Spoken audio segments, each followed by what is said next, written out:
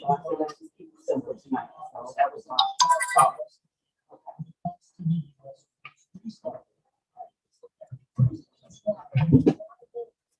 Ain't mine? No, it's on. I'm gonna leave it here. I'm gonna start in there.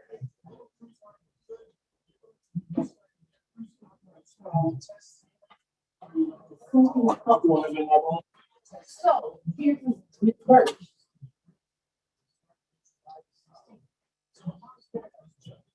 She was acting like that little piece of piece. I give no credit now. It's a piece. You know they got that Arrive Detroit coming up.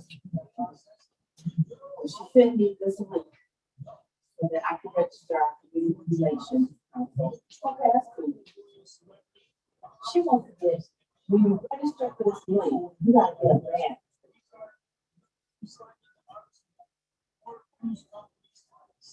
So with this banner, like I will put on there, which I thought, 11th Precinct, Community Relations Council welcomes you. That opens it up to everybody to come to our meetings, whatever. She was like, yeah, and after we get done, we need to post it on the building. I said, Miss Birch, I do not own the 11th Precinct station.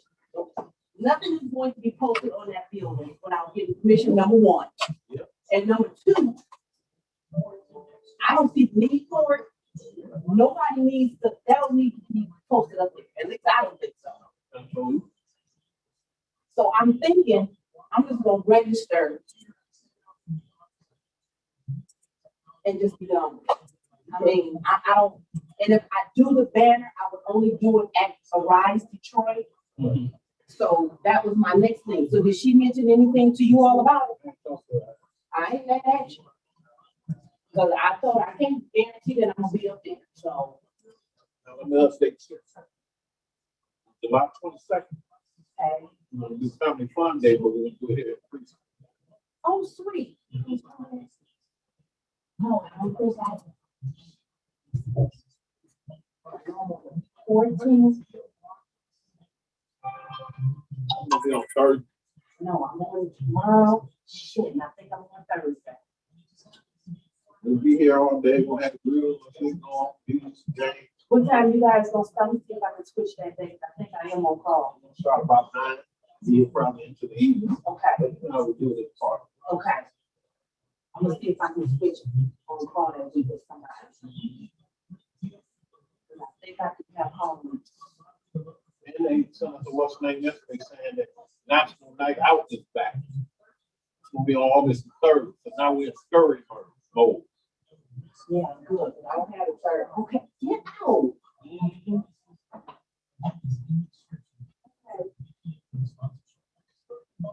I don't have a clock because I call it session on third. That's gonna be an evening. I will do that. It's on Tuesday. First thing in on. Right. You know, we don't start at like 3 or 4. Right, okay, so it's okay. I just wanted to change the time on it or something. Okay. We're going into the evening. Okay, so I'll get off at 3. Okay. So I'll be early that day on the 3rd. Make sure you get the 22nd. Yeah. Family, okay. Yep, okay. When I go to work tomorrow, I'll put it in and see if somebody can change. Probably the Monday, Tuesday, or Wednesday.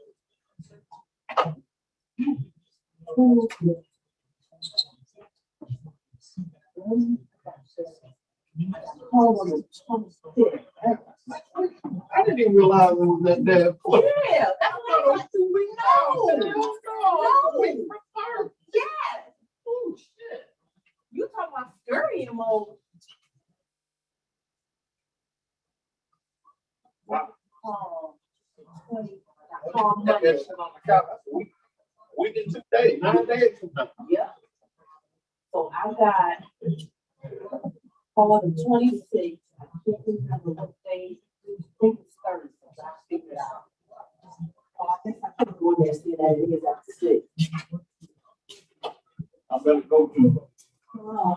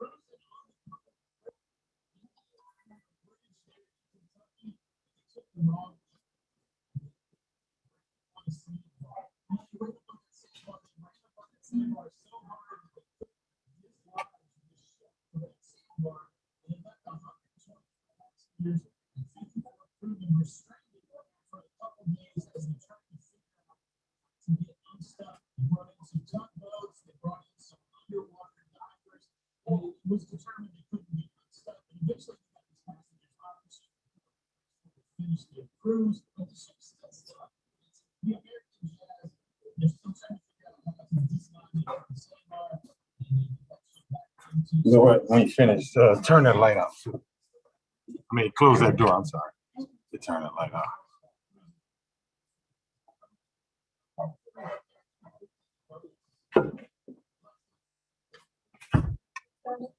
Yeah.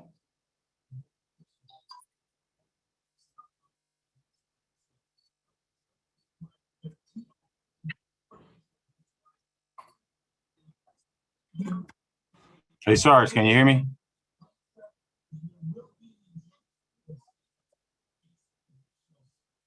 Let me see.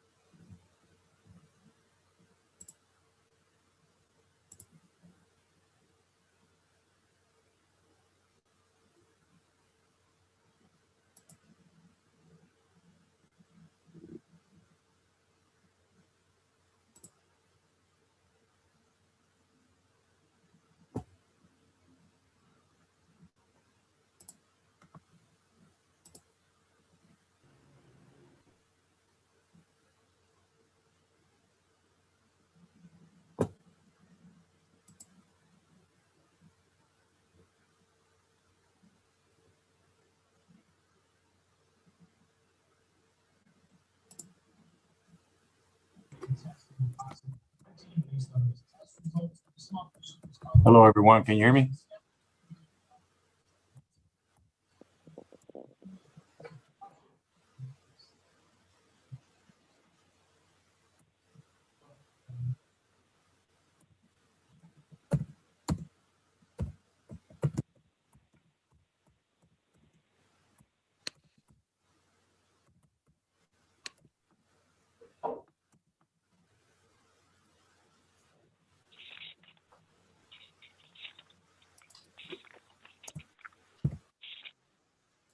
Ah, shit.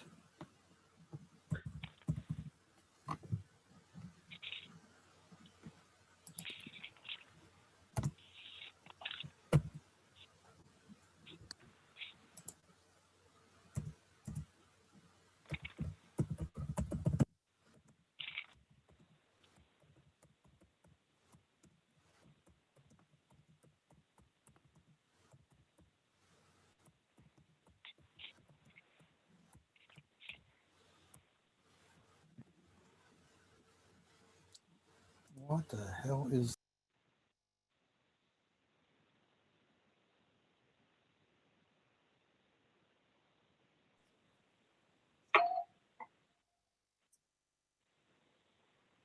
All right, everyone, we'll be starting shortly. President Jackson will be starting a meeting very soon. Can everyone hear me okay? Yes. Yes.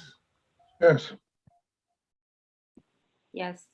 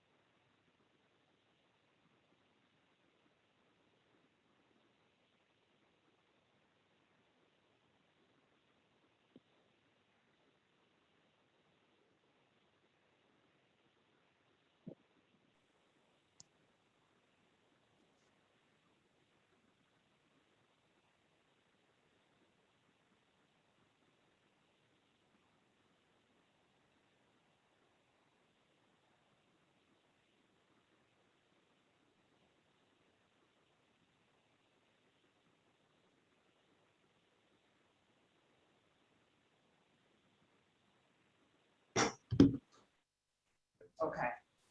Can you hear us now? Yes. Okay, okay, good. We were wondering what was going on. Okay, we all set now. So we're gonna go ahead and get started. So good evening, everyone. And thank you for attending the 11th Precinct Community Relations Meeting. We're gonna go ahead and get started. I see, is that, who's that in the corner? You know, I can't see that far. I know, I'm gonna have to get closer. That's just all there is to it. Yeah, I want somebody to open us up in prayer. We're gonna call the meeting to order. It is right now. It is 6:13. We're gonna call the meeting to order. And I'm trying to see if I have any of my pastors on or our chaplains. And I do see, oh, I see Pastor Peterson. Would you like to open us up in prayer this evening? Sure, let us pray. Lord, we just again thank you for all that you continue to do in the midst of our lives. And God, we pray right now that you be in the midst of this meeting, oh God, as we come and guide those who are ahead of this meeting. Guide, bless all those who are here in this meeting. Continue to lead and guide us throughout our day. In Jesus' name, amen. Amen. Thank you so much. So you guys probably can't see me at the moment because I'm trying to stand up and look at the names on the screen. That's too far away. I can't see. So I'm just gonna be honest. I have to be up on the screen. So right now we're gonna do roll call. And most of you know myself, Kim Jackson, president of the 11th Precinct Police Community Relations Council. I thought I saw my Sergeant at Arms, Mr. Leon Wire. Thank you for attending. And I'm not sure if I see my Sergeant at Arms. If I missed you, I apologize, because again, I'm kind of away a little bit. We're gonna go ahead and I'm trying to see, do you know if the captain or commander's on so they can give us a police report? No. Okay.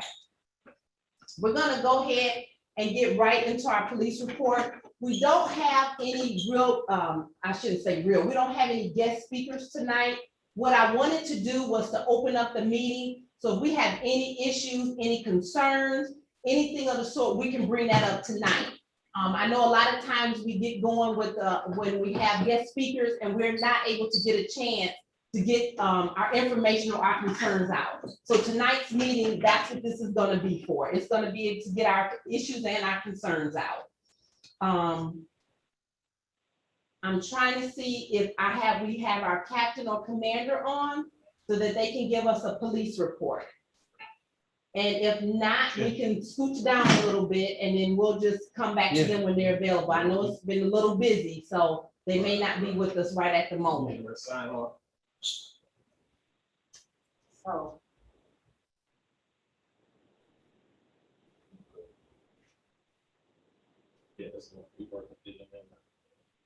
Okay. She's not on yet, she'll be on in a minute. Should be, okay. So since our, the captain and commander, they haven't joined yet, but they will be on shortly. We're gonna go ahead and I want to kind of keep this moving along. Commissioner Birch, are you on? Do you see her up there?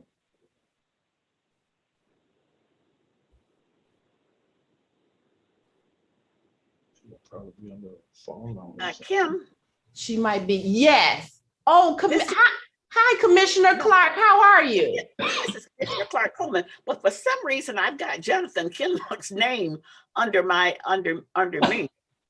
Oh, Well, maybe because I had gotten this information from him.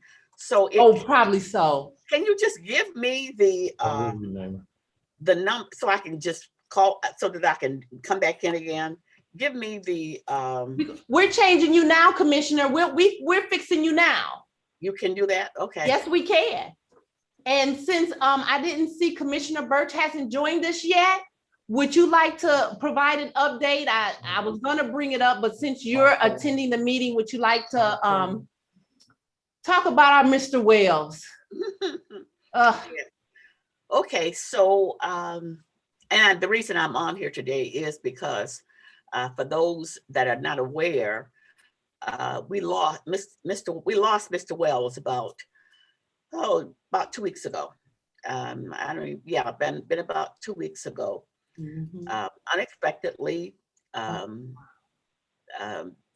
but it was quite a jolt to me because I truly had depended on him to be my eyes and ears out there in the community, and he did an excellent job. Yes, he did. Yes, he did. He He was was amazing. Yes, he was at all the meetings, and he briefed me each time to let me know what the concerns were and what they needed from me. So he relieved me of having to attend meetings in the day and in the evening. So he passed away in his sleep. So he didn't have to suffer at all. I'm missing him already. and I know that a lot of the community people are missing him. So that's it. He did the family had no services, so there was no arrangement that I can talk about. They said that it was his wishes, and you know how private Mr. Wells is. Yep. I guess I'm not surprised that that would be his wishes, but we're all going to miss him. And I know that the 11th Precinct and the 10th and the 12th, Yes. they're all, just grieving. Yes. Because he was just such a stalemate there. He was Yeah. always there.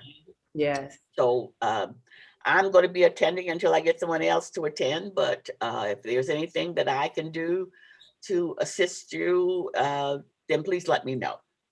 Okay. Yes. And Kim, please put me on. You don't have me on your email. I don't, because of course everything always went to Mr. Wells. So no, Right. I never did. So well, it's up to you. You can take my email address and email me yours. It's up to you on how you want to do it. I will. I think I have yours. I have your email address. Okay. So I will email you the email address that I'd like for you to send it to. Okay, that'll be great. And just, he was, every time I think about the meeting, my heart just breaks because he was such an amazing man. You had such a wonderful, hardworking, caring individual that attended these meetings. And he gave whatever he could. He gave his all. And all I can do is say, I thank him so much for just everything that he's done. And I thank you for picking someone who's so dedicated and was so just heartbreaking, just heartbreaking. Well, he had been with me for 11 years. Wow. So when I Awesome. first got on the commission 11 years ago, he started off with me and he's been with me ever since. So he is truly, he was truly my eyes and ears. Yes. And, but he was also, he enjoyed what he did. Yes, he did. And it showed. Yeah, if you enjoy something, then you're going to be really good at it. Yes. So And he the was. fact that he enjoyed what he did. He enjoyed working in the community. He enjoyed problem solving. Yeah. And helping people. And so when you do that, when you enjoy it, you do it very well. Yeah. And he did it very well. So Yeah. I've been blessed for 11 years to have him as my representative, as my community, as he says, as my community liaison. Awesome. Yes. Well, those are going to be some big shoes to fill. That's all I can say. Yeah, Because absolutely. big shoes to fill. But until that happens, I'll be here myself. That's even better. So we'll take you as well. We love you too. Okay. Okay. And I will send you the email so I can get on your list. Okay. Sounds good. Okay. Thank you. You're welcome. Captain Blackwell, are you with us? Yes, ma'am, I am. Hello, everyone.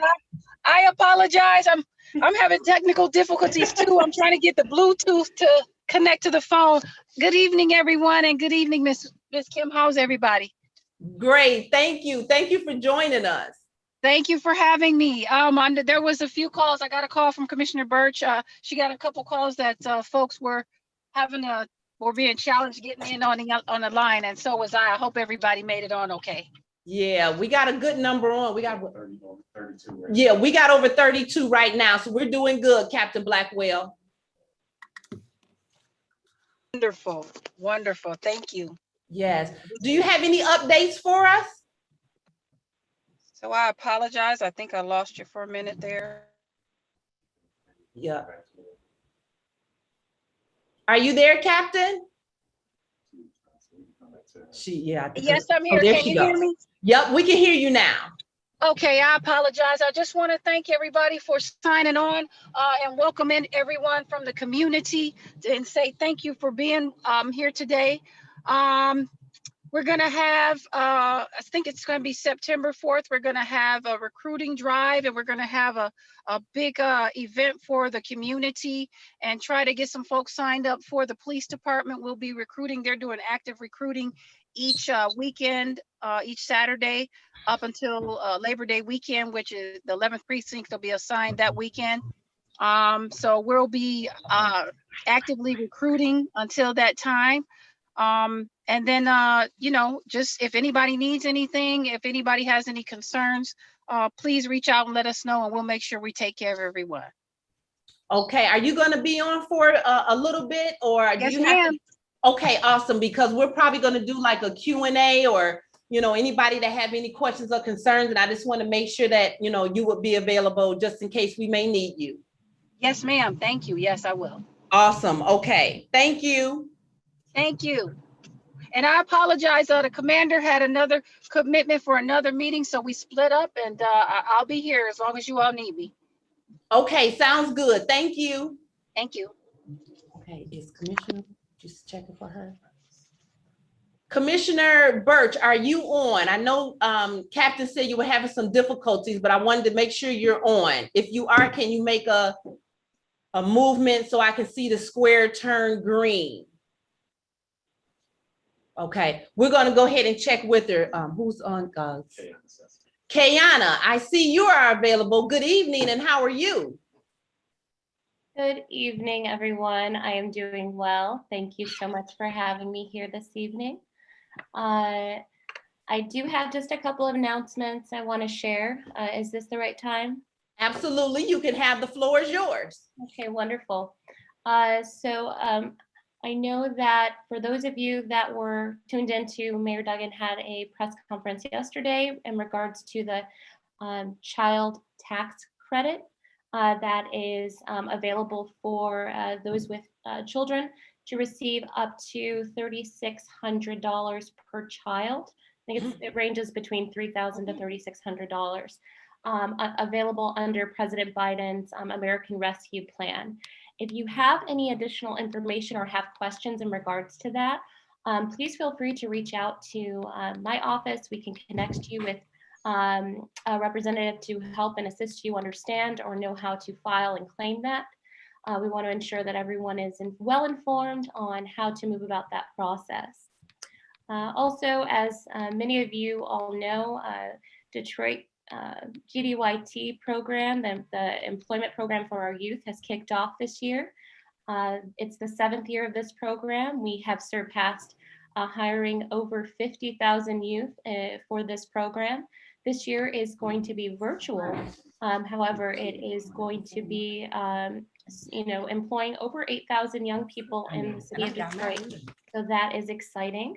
And the ages range from 14 to 24. So we're just really thankful that that program, despite the challenges and hiccups that we've had over the past year, that it's still pushing forward and moving forward to support our young people in employment and life skills.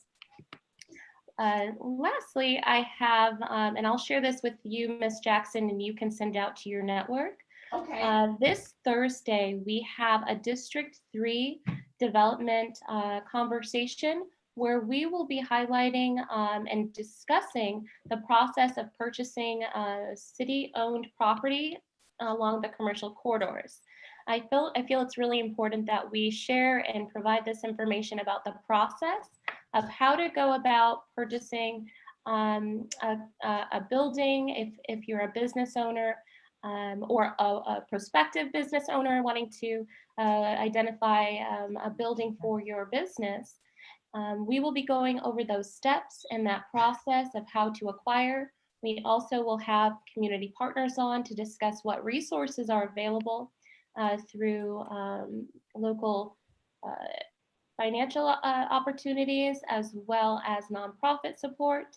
So I hope that anyone who has interest in attending, it's this Thursday, the 15th of July. I believe it's from 1 to 2:30. So we'll make sure that everyone has that information that you can share out.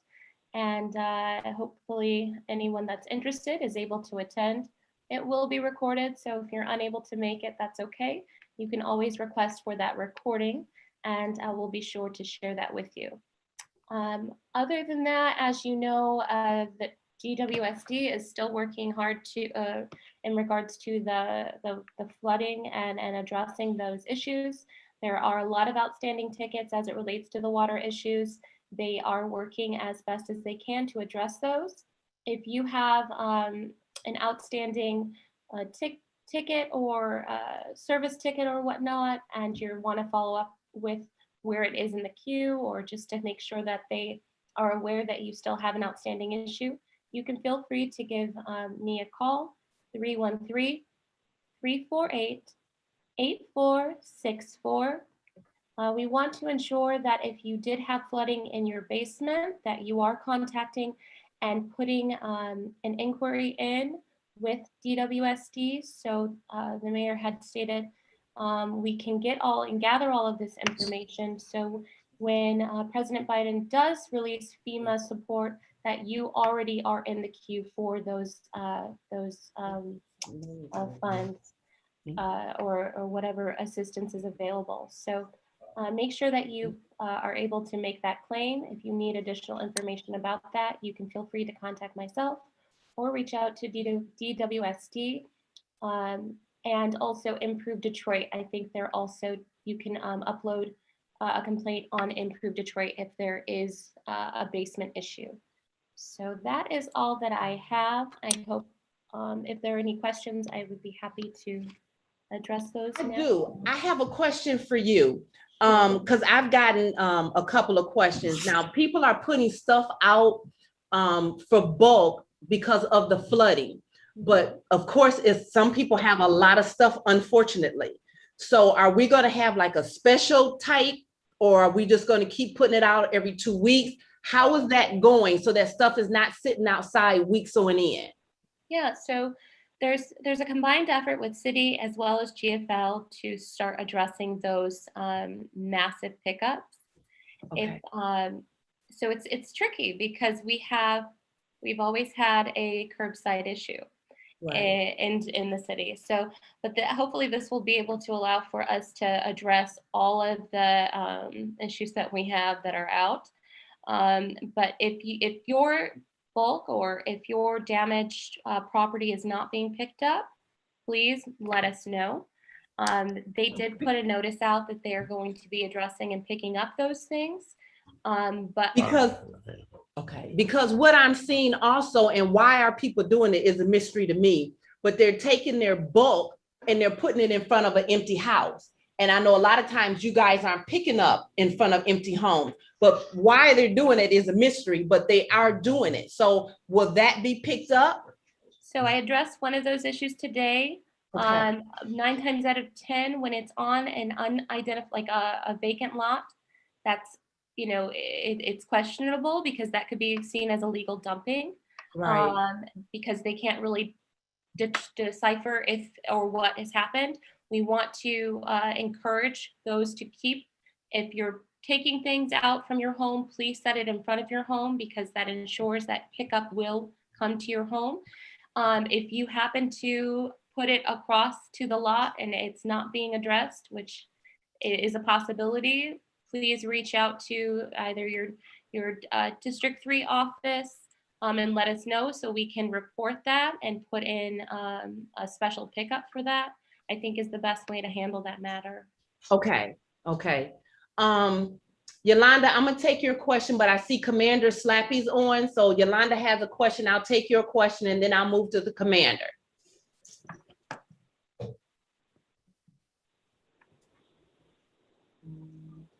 Take yourself off mute. Okay, I needed the number back that she was given for claims.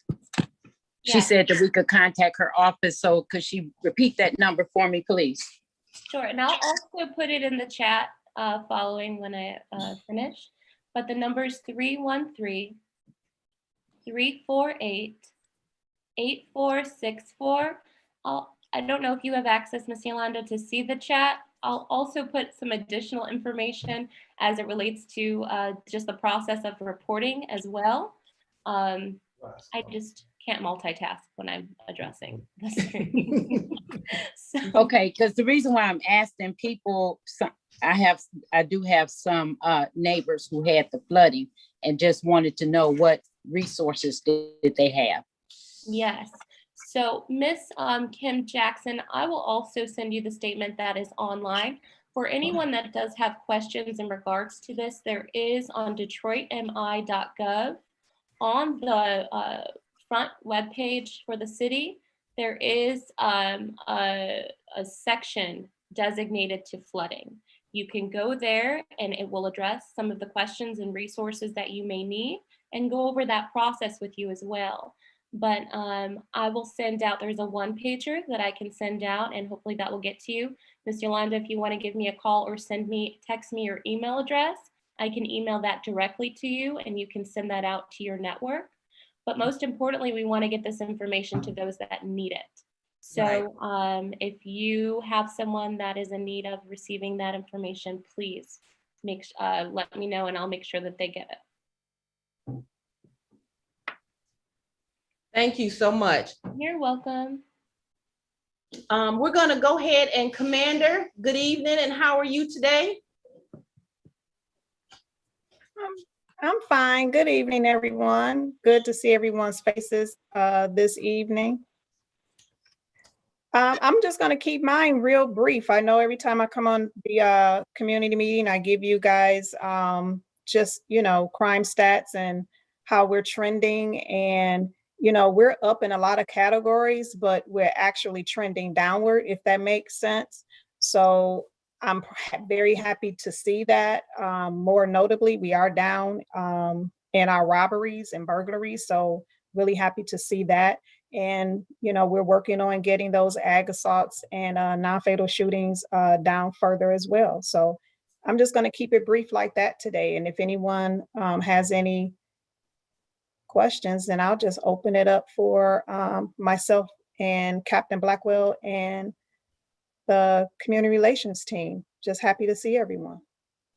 Yeah, and what we're gonna do Oh, I tonight, would like to say, Commander. I would like to say, yes. Oh, I'm sorry. Go ahead, finish up. I just wanted to say, we had a great time at the community event, the bike ride, and just wanted to thank everybody who came out and supported that event. It was wonderful.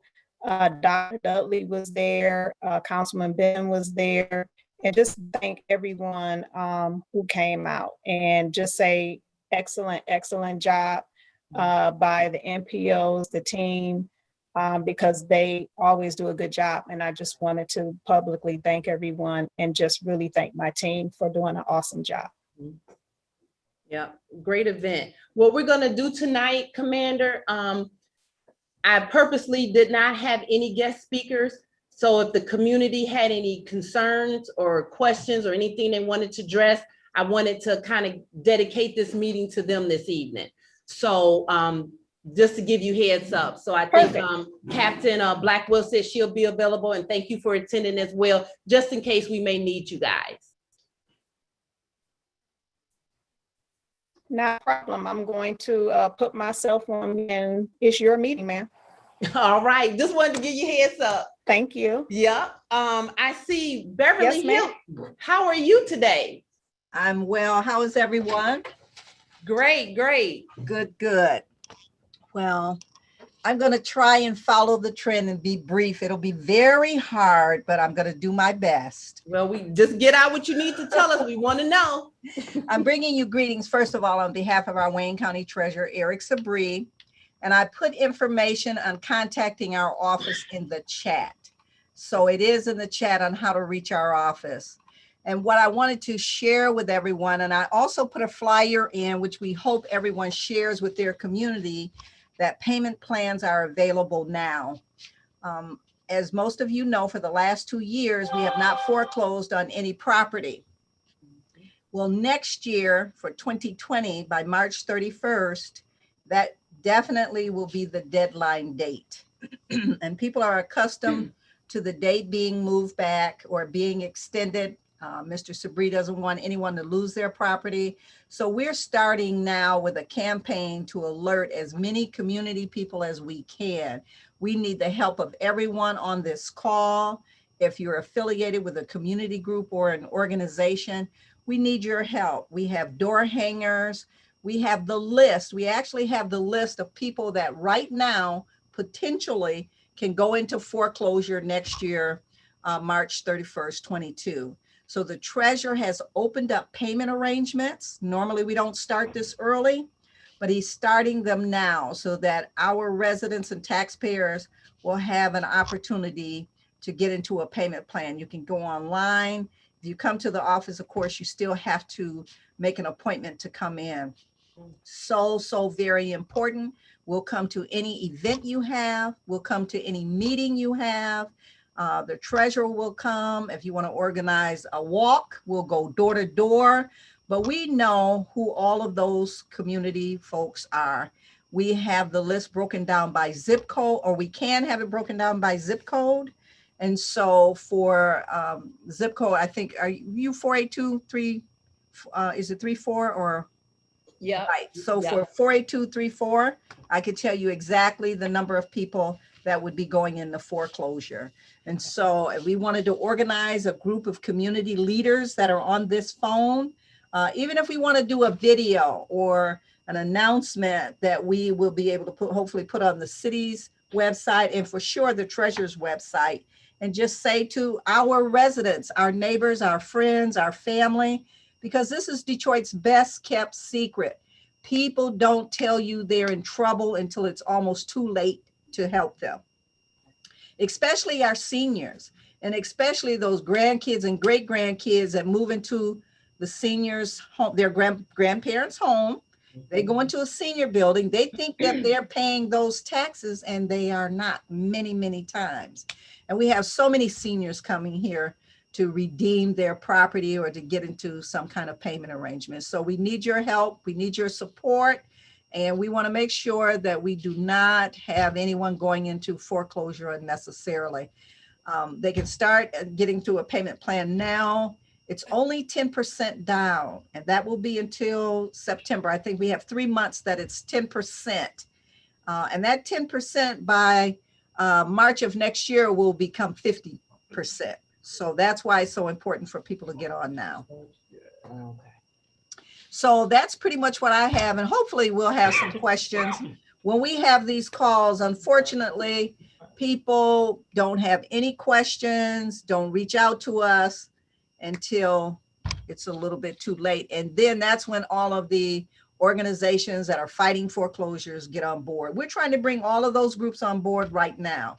So all those folks that are fighting for no foreclosures, let's fight and help those folks out in the community get into a payment plan. We're working with our elected officials, precinct delegates, whoever. We're working with everyone, no rock unturned, faith-based community. So we're here to be available to you. Our information is in the chat, and I'll put my cell phone information in, 313-282-3355, and I will put it in the chat again so you'll have it. But thank you all very much, and looking forward to someone calling us and saying, please help my community, help my block club, help my block. Thank you.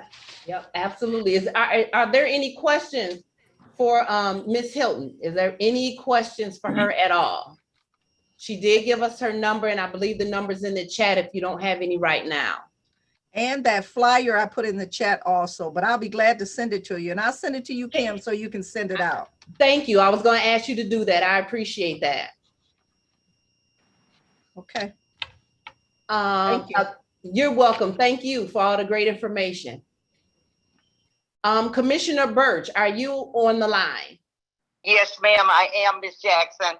All right. Go ahead. You're up next. You're on deck. All right, very good. I thank you, and hello to everybody. First, I want to thank Ms. Kiana Sessions for allowing me to use her phone. I wanted to speak on the issues to update the community. That our goal, when I say our Community Unite for Progress, have made partnership with the city, with the Pleasant Grove Baptist Church, and with other organizations, that we have a plan of what we call the beautification contest. Now, everyone that comprises of, we've reached out to different gas stations, places of businesses, to greet them with a nice letter to welcome them into taking away the blight from their place of business and make it beautiful. That has been working, Ms. Jackson, and everyone, because in working at the area of 6 Mile and DeQuinda, that's where the BP gas station is, and down the road toward I-75 is Mobile. So as we were approaching these business people and gas stations with letters from the city and from our organization, we found out from the Postal Service, I don't know if everybody is aware, Ms. Jackson, of a postal service, not for customers, but for distribution, is right at 6 Mile, adjacent to 2nd Ebenezer. When we got in touch with the postmaster to share what we were doing about beautifying our area, the first thing the lady said is, oh my God, I didn't know that place looked like that. In other words, she was kind of ashamed the way the United States postal grounds were looking. And that just goes to show everyone that if we don't respect where we live ourselves, then business people, visitors are not going to respect us. So we have received tremendous responses that now we have urged the United States Post Office at 6 and DeQuinda to reach out and give 3 bids of landscapers to fix the outer property of their business. As we go down from 6 Mile in DeQuinda, we go down to 8 Mile and State Fair, DeQuinda, going, what would that be going? East? Yes. And that's going down toward Pat Bosch's area. We're working with Commissioner Scott, Irma Clark Coleman, and Dr. Grenade Dudley, that we're coming together with the county to encourage them unify that strip on 8 Mile and Outer Drive, where we make a presence that when we drive in, maybe that will stop some of these speeding people, but when you see a boulevard that's pretty filled with flowers, that's going to encourage the neighbors. So we do have block clubs available that's helping. The DeQuinder Good Neighbor Block Club is one. We have the block club over there on Finlawn. So we're working together. This is what it takes. And the main goal, Ms. Jackson, is to populate. We need to populate our community where we can get more police officers in the area. The reason we do not have enough officers is because the city is not populated like it was with 1 million people. So we may be starting out little, but look how it will grow if other block clubs or organizations would do what we did. We reached out to these business people and they're very proud. Now, Ms. Jackson, what happened with that pride? We reached out to Luther Keith with the neighborhood day. What we're going to do is we have given gifts, if you will, to these people that's participating. They have a banner that's going to identify who they are with Neighborhood Day. You know, Neighborhood Day is all over the city. Over 100 people have registered. So these new companies are learning that you must respect our neighborhoods, and then we get quality stores like a Shoppers World or Ace Hardware, Home Depot. We can do this, people, if we do it together. So with Commissioner Scott and Coleman, Dr. Grenade Dudley, I'll get to the fire hydrant. The fire hydrants now are going to be painted by Gary Brown, because it's been about 2 years ago, Ms. Jackson, that he promised on this call. We weren't Zooming then, live. If you remember, he said, I will paint every fire hydrant. So I held him to that. Now it's going to happen. We have a postcard that's going to go out to every home that has a fire hydrant in the area. That is through Gary Brown's office. That is not through us. But it shows how you get commitments by you. You may think a fire hydrant is a little thing, but you're working with you, teaching them to clean up. You're also going to have the people painting the fire hydrants. The fire department will identify if they are broken and need to be fixed. So that stops somebody. If they have a fire, at least we know that that fire hydrant is not working. The last thing I'm going to say, Ms. Jackson, is that Neighborhood Day deadline to register is on the 15th. So we've already registered all of our business. We've registered about 12 different organizations that we're going to be at Dad Butler Park from 12 to 3. Our guests will be all law enforcement to come up there and do the walking path, running around in a relay. So we're still doing the thing. Everybody is not on top of each other, but they're going to do relay racing. Do you remember relay racing, Ms. Jackson? So you're having fun, but then we're going to give gag gifts. And then at Belmont Shopping Center, there's a new signage that's on the flagpoles. The light poles at Belmont that says respect and love where you live. So again, we're doing very well. And in my position as a commissioner, we're working diligently to locate a permanent chief of police. As you know, that's what the commission is responsible for. We have to monitor or interview candidates. So that's my update, and I hope I didn't leave anything out except Patty Rudd has joined us in many of the things we're doing because she's the director for the 8 Mile Boulevard.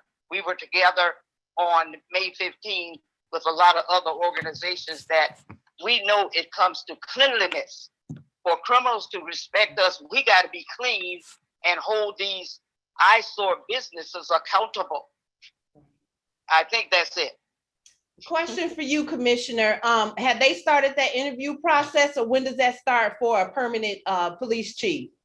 We cannot divulge that. I just said that's what we're in the process of doing. That was my question. Beg your pardon? That was my question. I heard you say that, but I wanted to know, you said you guys were in the process. When is the deadline to pick a chief of police? There's no deadline, ma'am. Okay. There's no deadline. Okay. Any other questions? Please ask about something. All I've said, please.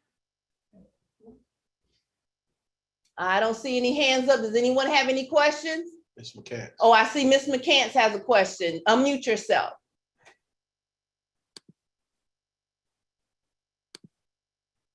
I would like to know, does, and I hope this isn't political, but we need to know from Ms. Birch, what is Proposal P and how is it going to affect the citizens? Ma'am, Ms. McCann, I am not Call me Ms. involved in McCants. political, what you just said. No, I would not answer that because that's not in my realm of expertise. All I spoke about, Ms. McCann, do you have a question on what I spoke about?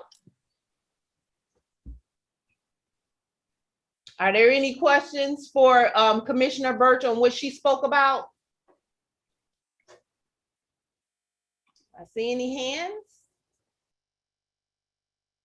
I don't have a question, but I just want to thank Commissioner Shirley Birch for all that she does. She's been on this trail a long time. Who is that speaking? Ms. Hilton. Beverly Hilton, Oh, Shirley hello, Birch. hello. Hello, Ms. Hilton. How are you, dear? Yeah, we've both been out there a long time, but we love that. At least I can say I love my city. I know it can do better. And so I've always been on the premise of if we do things together, Beverly, we can achieve. That's how we met together with Dr. Renee Dudley and the two commissioners and Patty Rudd. If we come together to show Mayor Duggan, and matter of fact, let me let you all know this. We are going to have a dog park in the area of Davidson Elementary School. A dog park. So we have a vision for that area by Pleasant Grove. All that land is going to be populated with people, affordable homes, condos, and prayerfully a mini station comprised of all law enforcement. Our police are doing an excellent job, but they're being worn out because they don't have enough rest and they don't have enough officers to take their place. That's my goal, is to get more officers in this city and accountability of all our political leaders as far as the eyesore on 6 Mile and DeQuinta. So I wish you'd take a drive around and just see what's happening in the neighborhood and not talk negative on it, but positive. That's what I've always been, Ms. Jackson. Thank you.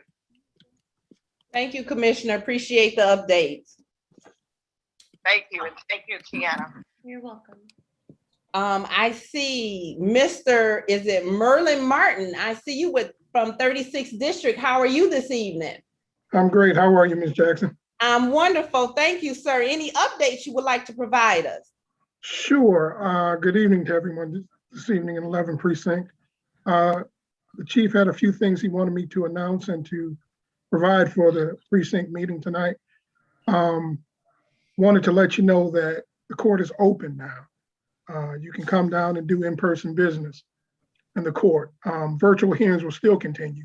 The chief was on at our last meeting and talked about the positivity of the virtual meetings with representation from attorneys, as well as the convenience of not having to come downtown and pay for parking and the inconvenience of leaving loved ones and or children.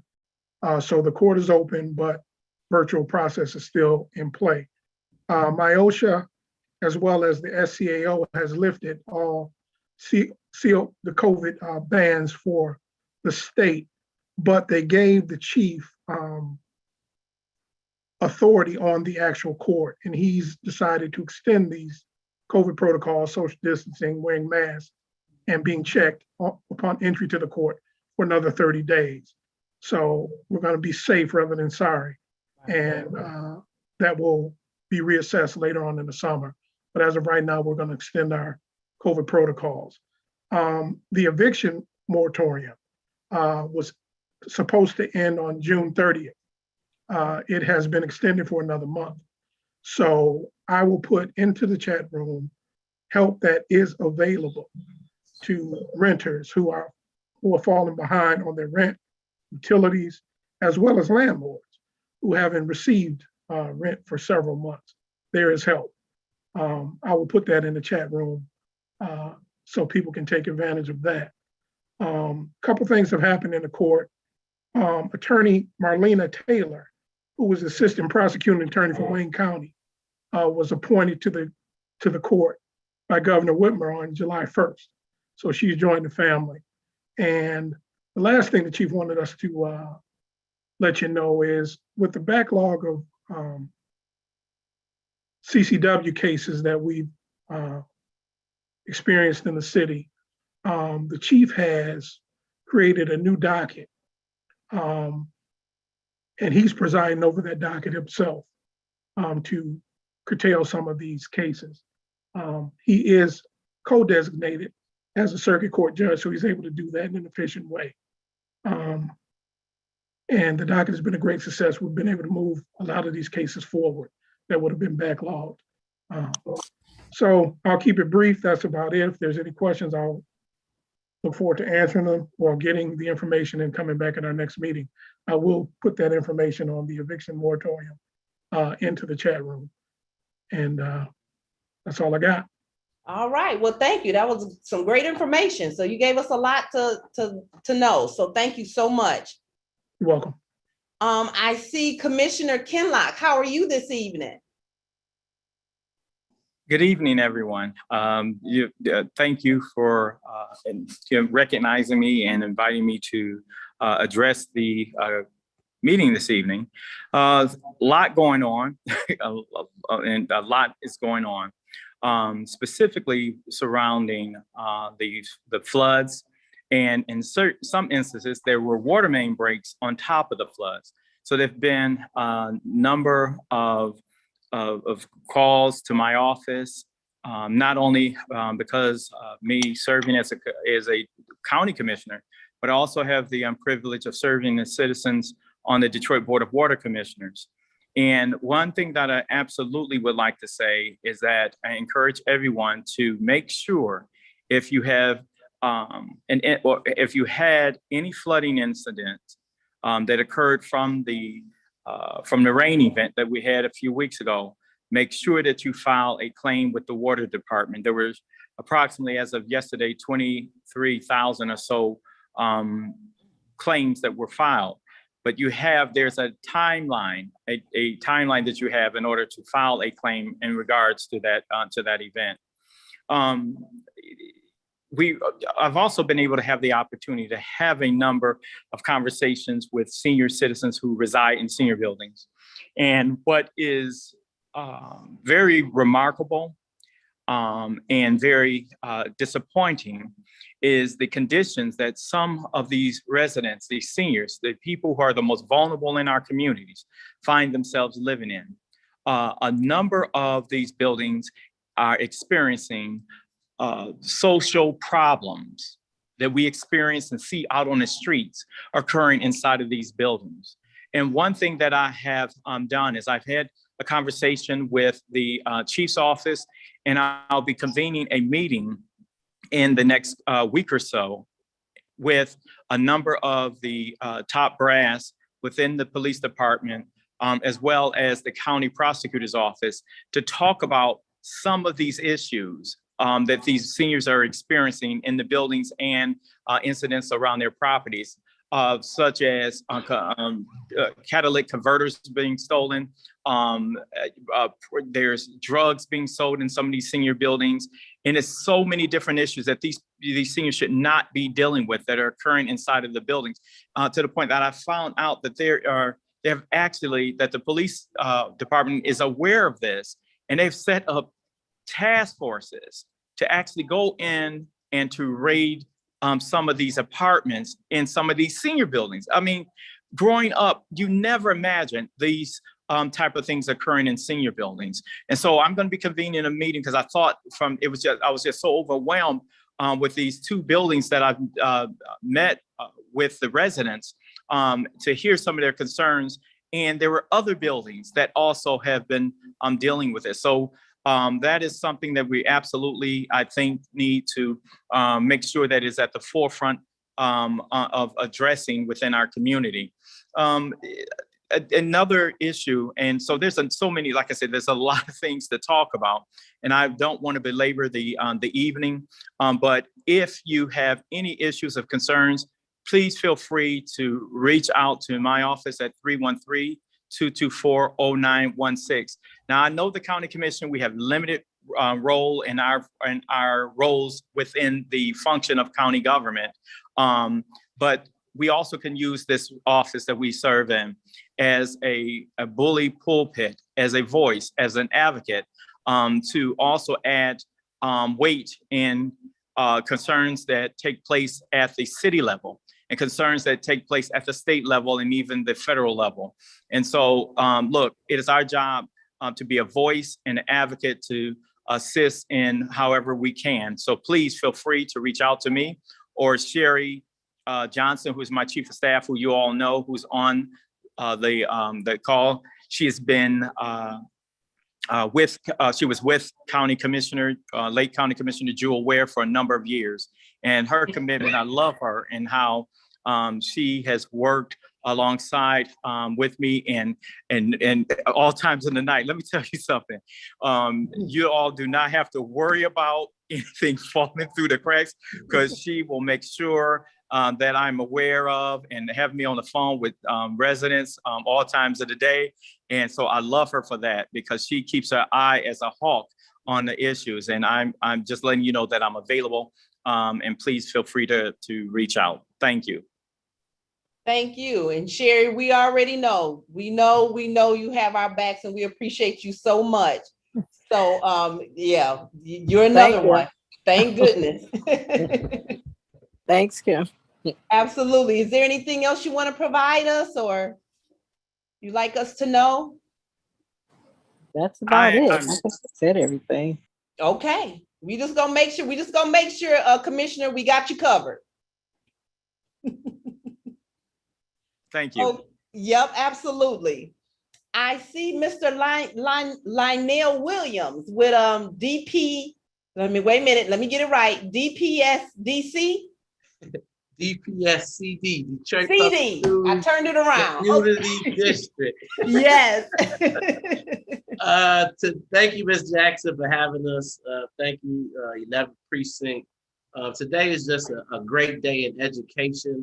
As you all know, Governor Whitmer signed a $17 billion school aid fund for education. And the great thing about it is equal funding. So every student will get $8,700 regardless of where you stay at in the state of Michigan. This is the first time since the Prop A in 1994 that every student has got an equal amount of money. So we are so excited. We want to thank all the lawmakers, anybody that played a part in this funding. We just want to say thank you.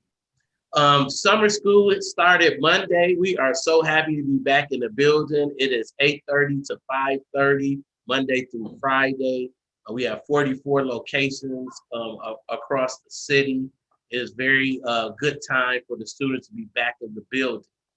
We are having block parties across the city every Thursday from 1 to 3 p.m. During these block parties, we pull up our food truck. We have our DJs giving out free food, free ice cream, free supplies for kids. We will be having some on the east side as well. August 12th will be at Carson's Academy, the old Remus Robinson. August 19th will be at Ronald Brown Academy on East Outer Drive. And on August 26th, we'll be at Osborne High School. So we just encourage everybody to come out, have a good time, receive some free food, receive some good gifts. And we are encouraging still for students that are 12 and over to get vaccinated. They're still doing vaccinations at Farwell. They're still doing vaccinations at the city department. So we encourage the students to get vaccinated before school starts back. And also Dr. Vitti, he'll be having an open forum on July 27th. I'll be putting the website inside the chat. So it is open to anybody in the community that wants to get on and ask Dr. Vitti any questions, and he'll address those questions and take down your information. So thank you for having us, and we're very excited about this funding that's coming up. Awesome. Well, thank you so much for that. Wow, that's great news to hear. So are the kids that are in the summer school, have they been vaccinated? Are you guys wearing masks? How is that going right now? I'm actually working summer school, so it's happy to be back in the building. Kids have on masks and teachers have on masks. So we're still trying to figure out kind of what we're going to be doing in September. But right now, everyone is masked, and we're still practicing social distance as well. Okay. All right. Thank you for that information.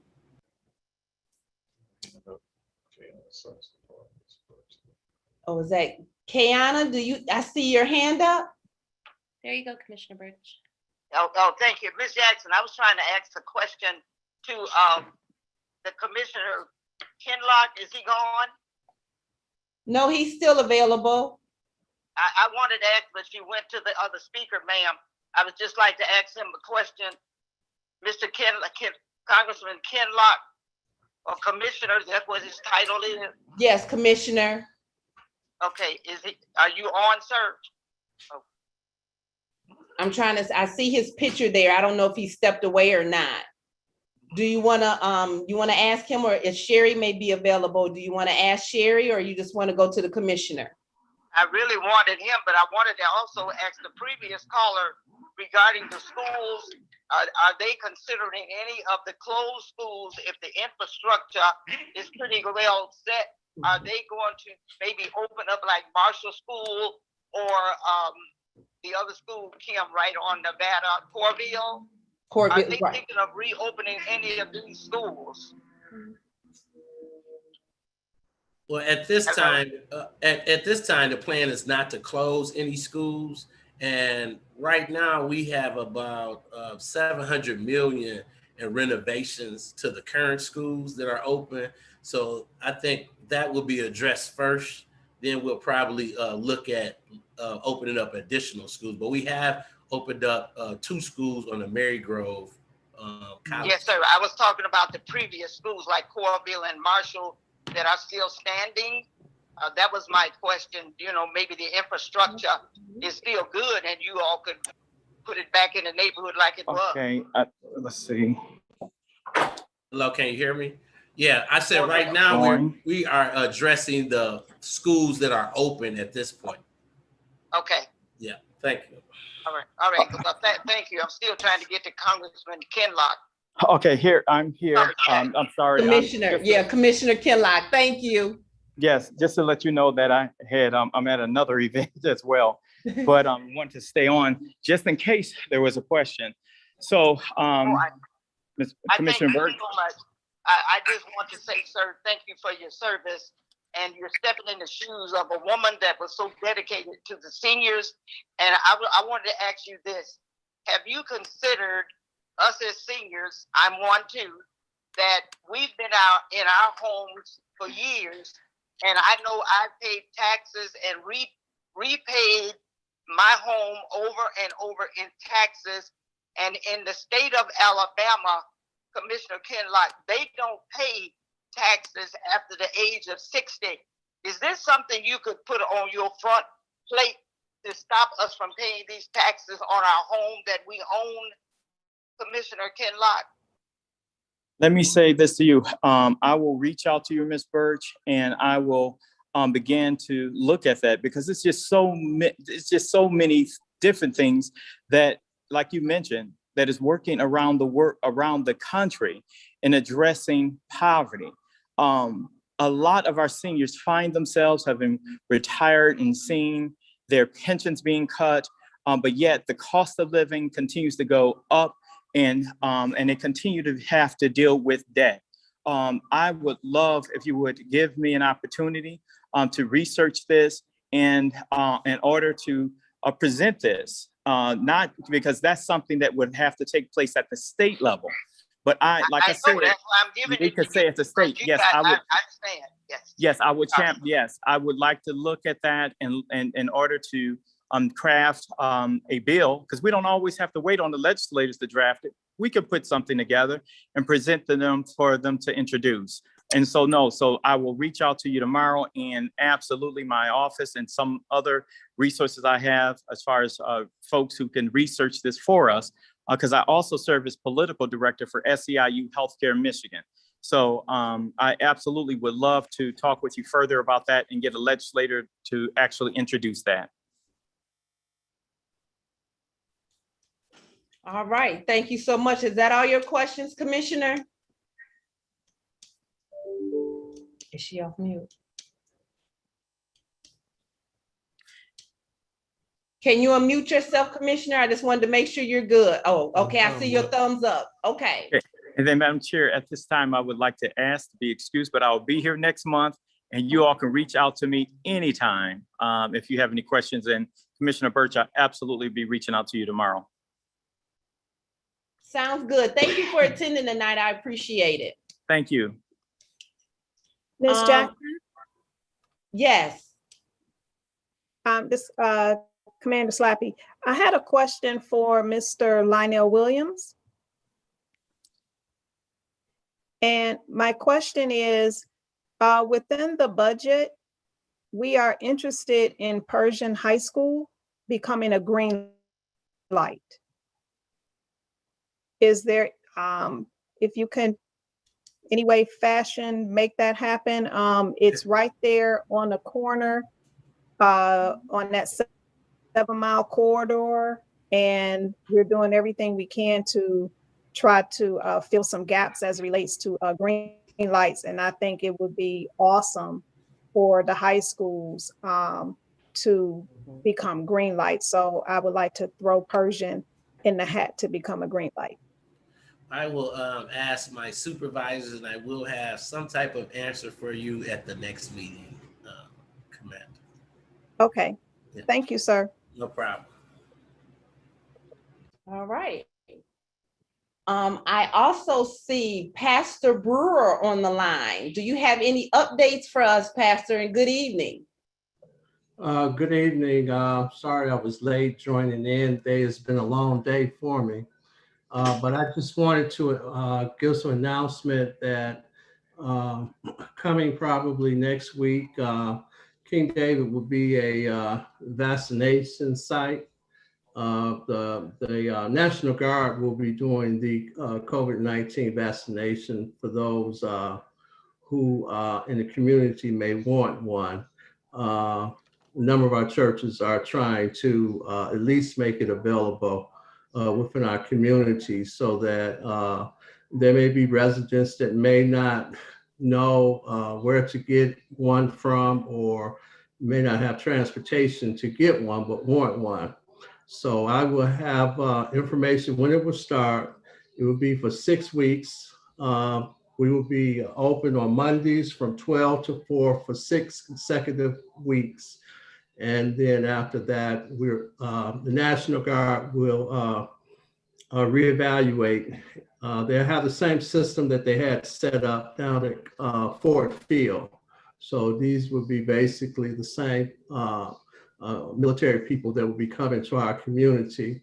And once I get the information, I'll get a flyer to you, Ms. Jackson, and somehow we can put it out to the community.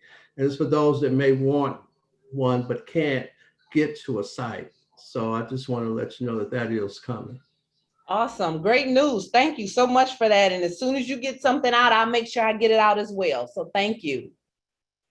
Dr. Brewer, this is Sergeant Spruce. Do you know what vaccinations they're going to be giving out at your church? I will be accepting either the Moderna or the Pfizer. I will not accept the Johnson because it's just been so much controversy around that. And that's just my personal feeling. I feel more comfortable with the mRNA, which I've also myself have taken one, 2 of them back in January and February. Thank you, sir. Unless there is an ask for one, then I would do it, but Johnson, but I would toward the 2 mRNAs. Okay, thank you. Okay, so now what I want to do, I think I got all of my commissioners and all the council people and all that good stuff. I think I covered that group. Now what I want to do is to open it up to your questions and concerns that we can try to get some answers for you. No, I'm sorry, I forgot one person. I see my citywide president, Mr. Alvin Stokes, is on the line and wanted to see, did he have any updates or anything he would like to share with us? And good evening, sir. Good evening, Madam Chair. Thank you for the time to address your folks. To Commander Slappy, Captain Blackwell, great to see you all. I usually come on and I usually thank the officers for the job that they do or continue to do. But this time I want to take the time out to thank the citizens of the 11th Precinct for what you do to support the officers in your community. I thank you for supporting the president, and I ask that you continue to keep up the great work that you're doing over there in 11. And hey, you're doing a great job. Madam President, I appreciate you. I love you and continue to do the great job you're doing. Thank you, and I appreciate, love you too. Thank you for all that you do as well. Okay, so I'm gonna open up the floor. So if you have any issues, concerns, or something you want to let us know what's going on in your community, either raise your hand, or if you're just on the phone, make a motion so that we can see that your box is turned green. Okay, I have a hand up. Who is that? I can't see that far. Who? Okay, and I also saw the gentleman over here in the corner. Right corner. Right behind. Frank, I thought was first. Okay, I think I saw Frank Aldrich first. So we're gonna start with you, sir. Good evening. Good evening. Hope everybody's doing well. I just have a couple of comments, and they actually pertain to one that was mentioned by something that was covered by Shirley Birch. She talked about the 8 Mile Boulevard Association, a lot of the work that was done right around the time of the Motor City Makeover. And what was most impressive about that, it had a lot to do with her and Pat Bosch in particular and helping coordinate that. But at my being a block club president, the East Outer Drive, Block Club Association, we were able to bring some resources to really support that. But what impressed me was the fact that you had Warren and Ferndale resources there, and excess of what we had, and they were really working hard to help clean up that area. I mean, because it's a joint use type of situation. But that brought to my mind just how important collaboration is. Even though they're on the north side of 8 Mile, we still have to work together from time to time. And I was encouraged by that, and I was glad that many of my members, participated in that particular work effort. In addition to what we did to try to, spruce up, Outer Drive in particular. And I say that to say this, from time to time, Ferndale and Warren, they're going to have events too. I actually represented Detroit a week ago in Ferndale when they had a cleanup project. It wasn't quite as big, but they reached out for help. And so on a go-forward basis, when those opportunities emerge, I would encourage us to really give some consideration to them. We have to take care of home, of course, but when we can work in a collaborative way, we can get a lot more done. And so I wanted to make that comment. And the other thing I want to do, and this is kind of in association with Lionel Williams and a comment that was made by Commander Slappy with regards to the Pershing High School. I'm also a member of the CRC Radio Patrol, and we patrol that area around the high school and other schools as well. And I try to time it so that when I'm doing that is when kids are commuting back and forth to school, just to have eyes out there to ensure that they're getting there safe. And I've seen things around the 7 Mile area that makes us a little bit nervous when we see kids are walking down stretches of neighborhoods where there's a lot of blight and dilapidated homes. We want them to be safe. So we give a little more attention to that. So I can appreciate the idea of having a green light there, so I just wanted to make those two remarks, just to kind of bring light to some of the things that I've observed, in my position and some of the work that I'm doing in the community, especially as a block club president. Awesome. And Mr. Elrich, when you get information on other neighboring partners that need help, if you could share that information with us, that'll be great, because I don't get that information and I don't know when they are asking for help. So if you'd like to share that, that would be great, because I will be more than happy to volunteer my services to help our neighbors. Sure. One final comment, and this has to do with, again, the radio patrol. Ken Davis, he's a president over the, matter of fact, it's a joint effort right now. And he can be reached at area code 313-779-3189. That's 313-779-3189, because he's constantly looking for recruits. He's trying to bring more people in so we have a much greater span of control and view of the area. And right now we're patrolling pretty much between 8 Mile, 7 Mile, Van Dyke, and just beyond, Ryan Road. So the more people we can have available to support, that nobody gets burned out, and we're sharing the responsibility of ensuring that our community is safe, not just for the kids, but we see the dumping and other activities that can, raise alarm. So I just want to make sure that you know who to contact if you have an interest, or others may have an interest in participating in that particular effort. Okay, awesome. Thank you so much. You're welcome. Who else did you see? Dorothy Elon, I saw your hand up. Hi, Hi there, how are you? I'm holding on. I have been getting flooded out in my home since 2014. And I have complained to the city. I have talked to the mayor concerning this. And over this past weekend, my home is in the foundation is shifting now. So we're going to put the house up for sale. But this is the house that my father brought us in 1954. I want to know what help is out there for senior citizens who can't get their homes insured because of the flooding. Do we have any of our commissioners that can help assist with the question? So, hi, this is Kayana Sessoms. I would love to speak with you offline. There's various resources that are available right now for seniors as it relates to the current flooding that Detroiters are experiencing. I don't know if you have access to looking at the chat, but I'm going to share with you a telephone number as it relates to seniors that are experiencing some challenges. The number is 313-267-8000. But my telephone number is 313-348-8464. And we can discuss just various resources that are available.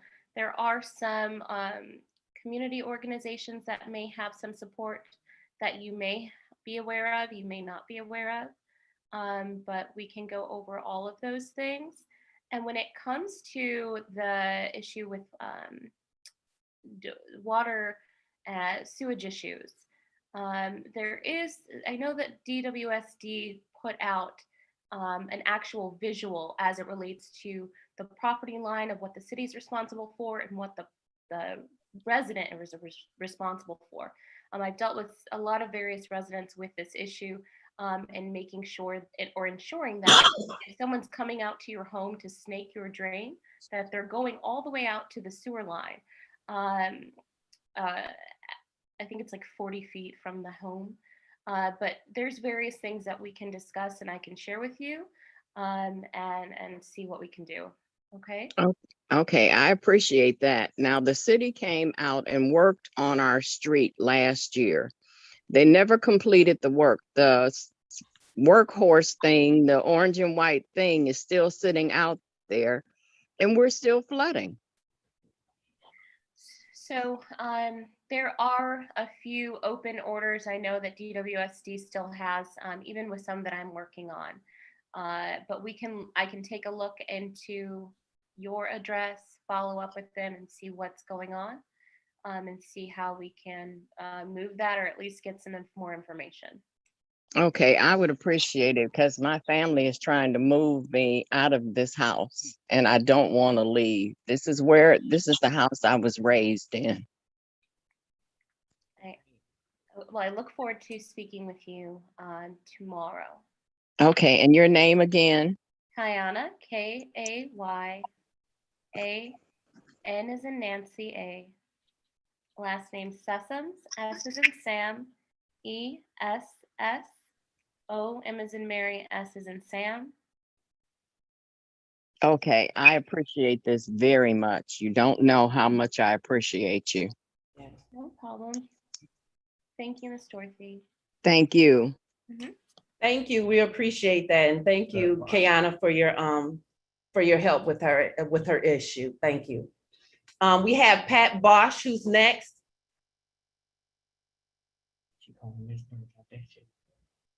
Miss, Unmute yourself. you gotta unmute yourself, Miss Bosch. Yes, there I am. Okay. I think.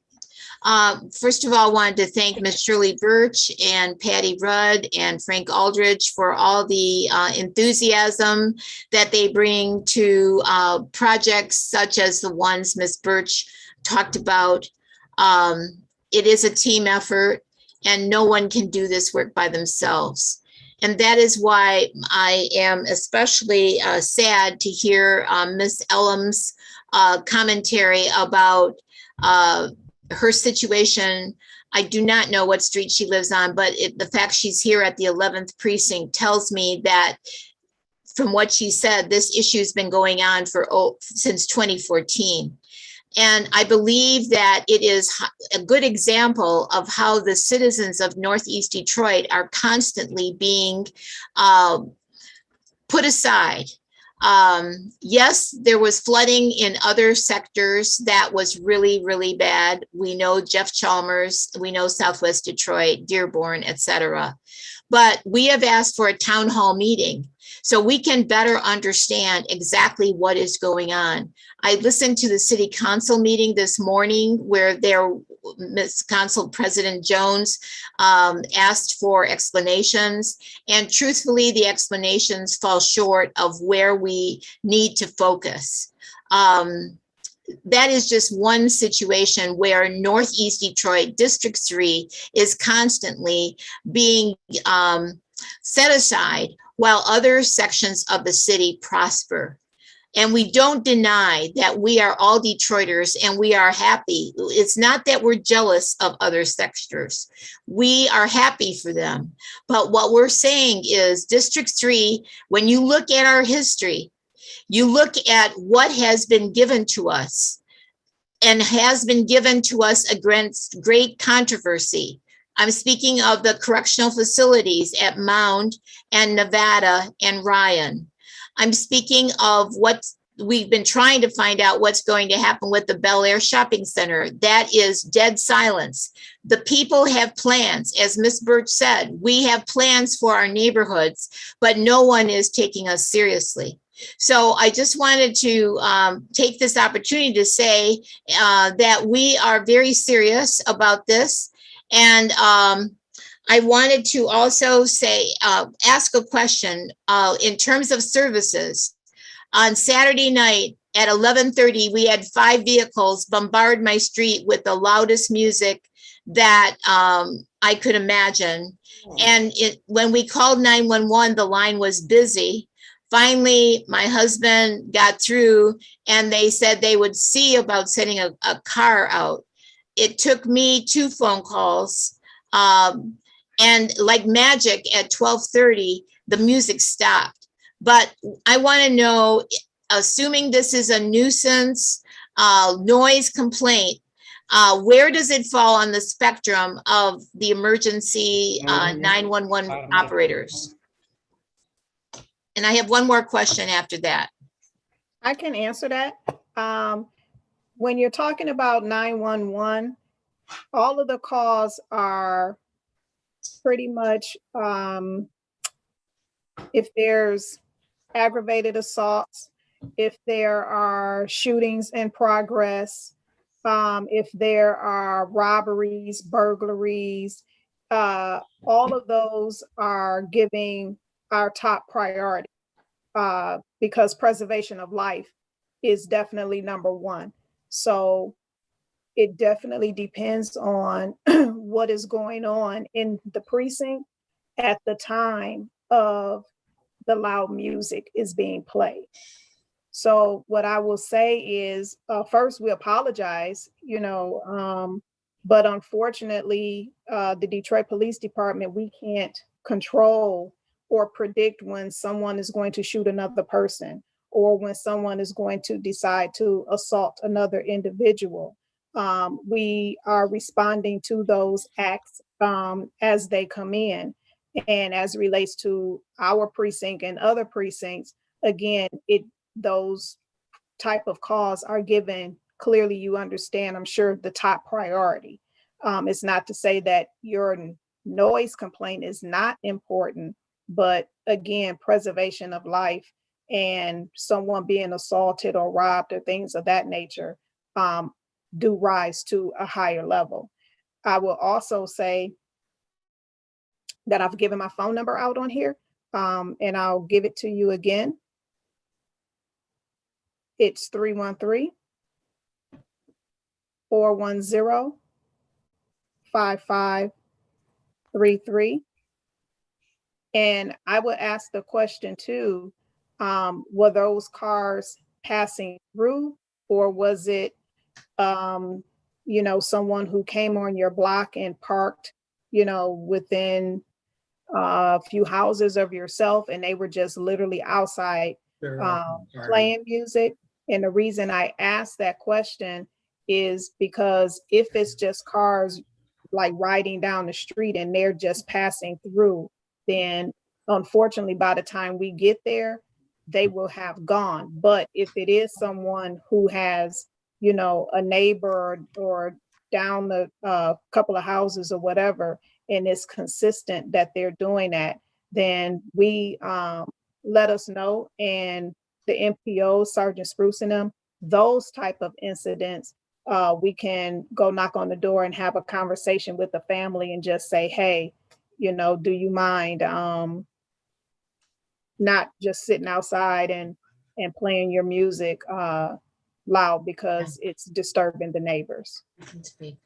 This isn't the neighbors. This is people that are coming into the blocks, partying with loud music, drinking, okay? And it's not only our block, it's at the Millbank Greenway. On the weekends, they've been partying out there too. And the people there are complaining about that.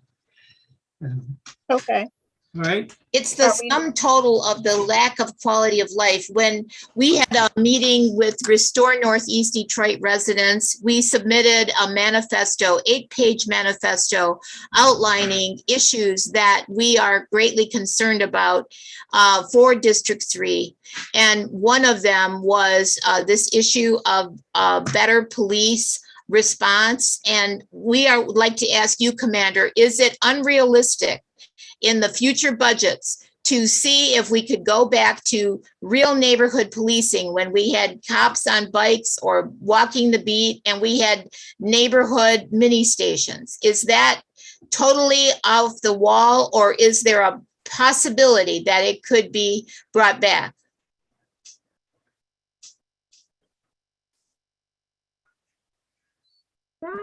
Okay, there I go. So the answer to that question is the Detroit Police Department is putting forth and has been putting forth a great recruiting effort to get more police officers on the department.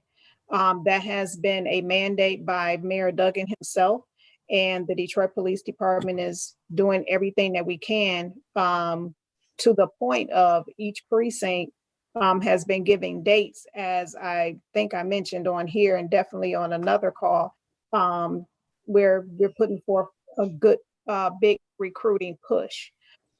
With that being said, I understand your plight. I came on this department about almost 25 years ago in November, and it was about 5,000 strong. The reality is we're not there right now. The attrition rate, as many as we hire, these officers, sometimes they come, they get their certifications and they go to other agencies. There's nothing we can do about that because that's their prerogative to do so. But we're doing everything we can with the number of police officers that we have. And although the number of police officers have diminished over the years, clearly your calls for service and your concerns has remained the same. So we are doing a lot more with less. However, we're doing the best we can with what we have. But is your concern unrealistic? I don't think it's unrealistic at all. But one thing I always have told you since I've been commander is I speak to you in the truth. And the truth is, at this moment, we just don't have the numbers, the number of men and women on this department to be on every beat, to be in any mini station. The officers on this department are working tons and tons of overtime to make sure that we're meeting the cost for service that we have at this point. And with that overtime, what it means is they're taking time away from their families. You know, they get calls at the last minute. They could have worked their regular tour of duty, and the next thing you know, we need an extra car to put on the street for the next shift, and they're forced over. You know, they're tired. And I would say that, yes, we signed up for this line of work, but at the end of the day, they have families too. They are mothers, fathers, they have children, and the same responsibilities, because even though they're law enforcement officers, they are citizens. We are citizens as well. Law enforcement is just the job that we've chosen to do. So they have to maintain responsibilities, you know, for their own households. I'm quite sure when these rains and things happen, they have homes too that may have flooded. You know, they go through the same, we as law enforcement go through the same things that you go through. But again, we're asking them to work on their days off, stay later. We'll instead of giving us a full 8, can you give us 4 extra hours? Then we come in with other initiatives. We have traffic details. You know, we're always pulling at them from every direction. And we have to understand at some point, they have to go home. They deserve a life, just like any other profession. So we support them. Do we want to be here for you as much as we can? Absolutely, because we are servants, but we are also servants who have our own families that we also have to serve first. So as I know that's a long answer, but we are doing everything that we can to accommodate. I hope that was a long answer, but I hope I answered your question.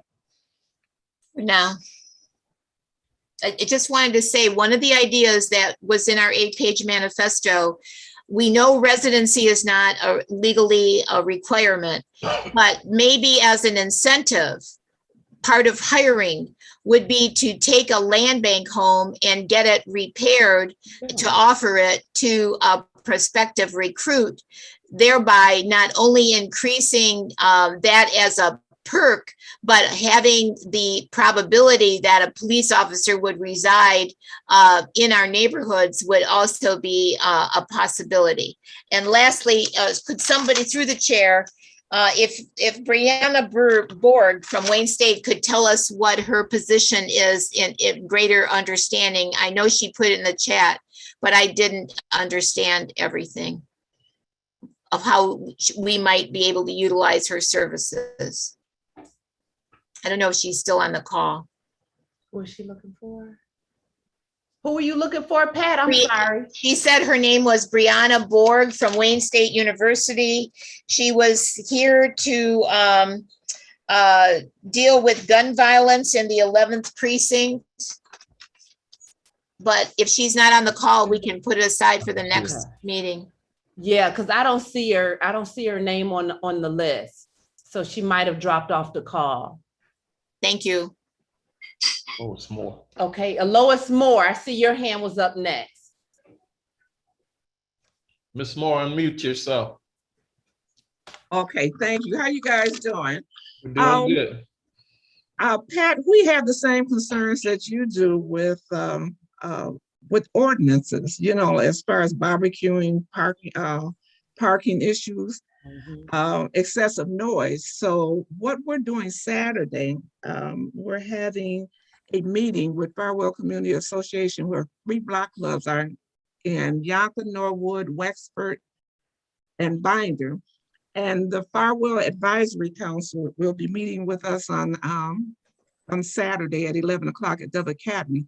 But I'm glad you brought that up about the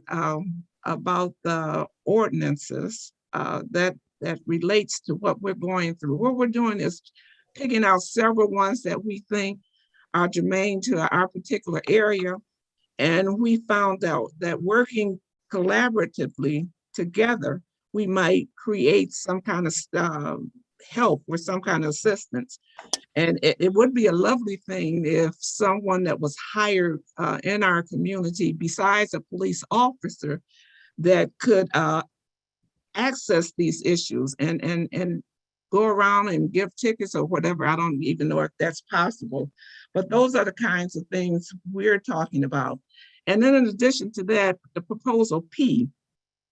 In our community, you know, a lot of people don't read the paper, and I'm going to be serious, or have contact with computers to read all that information about Proposal P.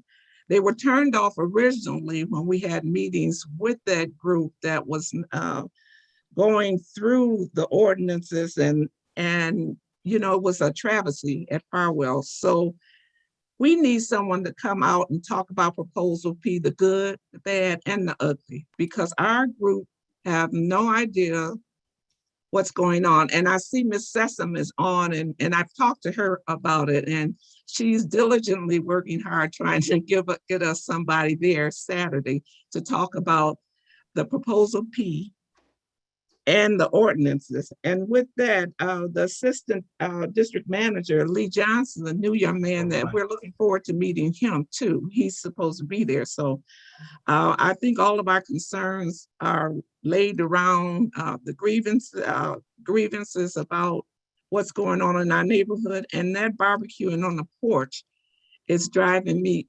crazy. We had fireworks in April. We had fireworks April, and do you know they still are doing fireworks in our area? And I know who it is. I know about the loud music, and I do go out in my block. And those people, when they're out there, I talk to them about it. And, you know, sometimes they'll turn the music off and sometimes they won't.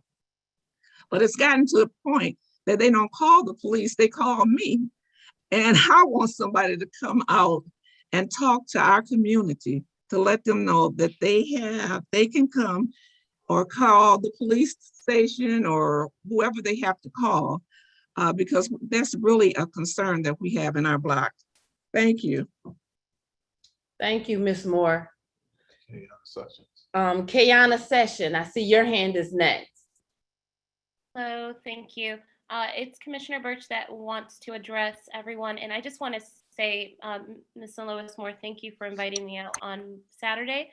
Our District 3 Inspector, Kevin Brinkley, has confirmed that he will be in attendance, and I have also put out some other asks as well that I'm waiting for, so I just wanted to let you know that.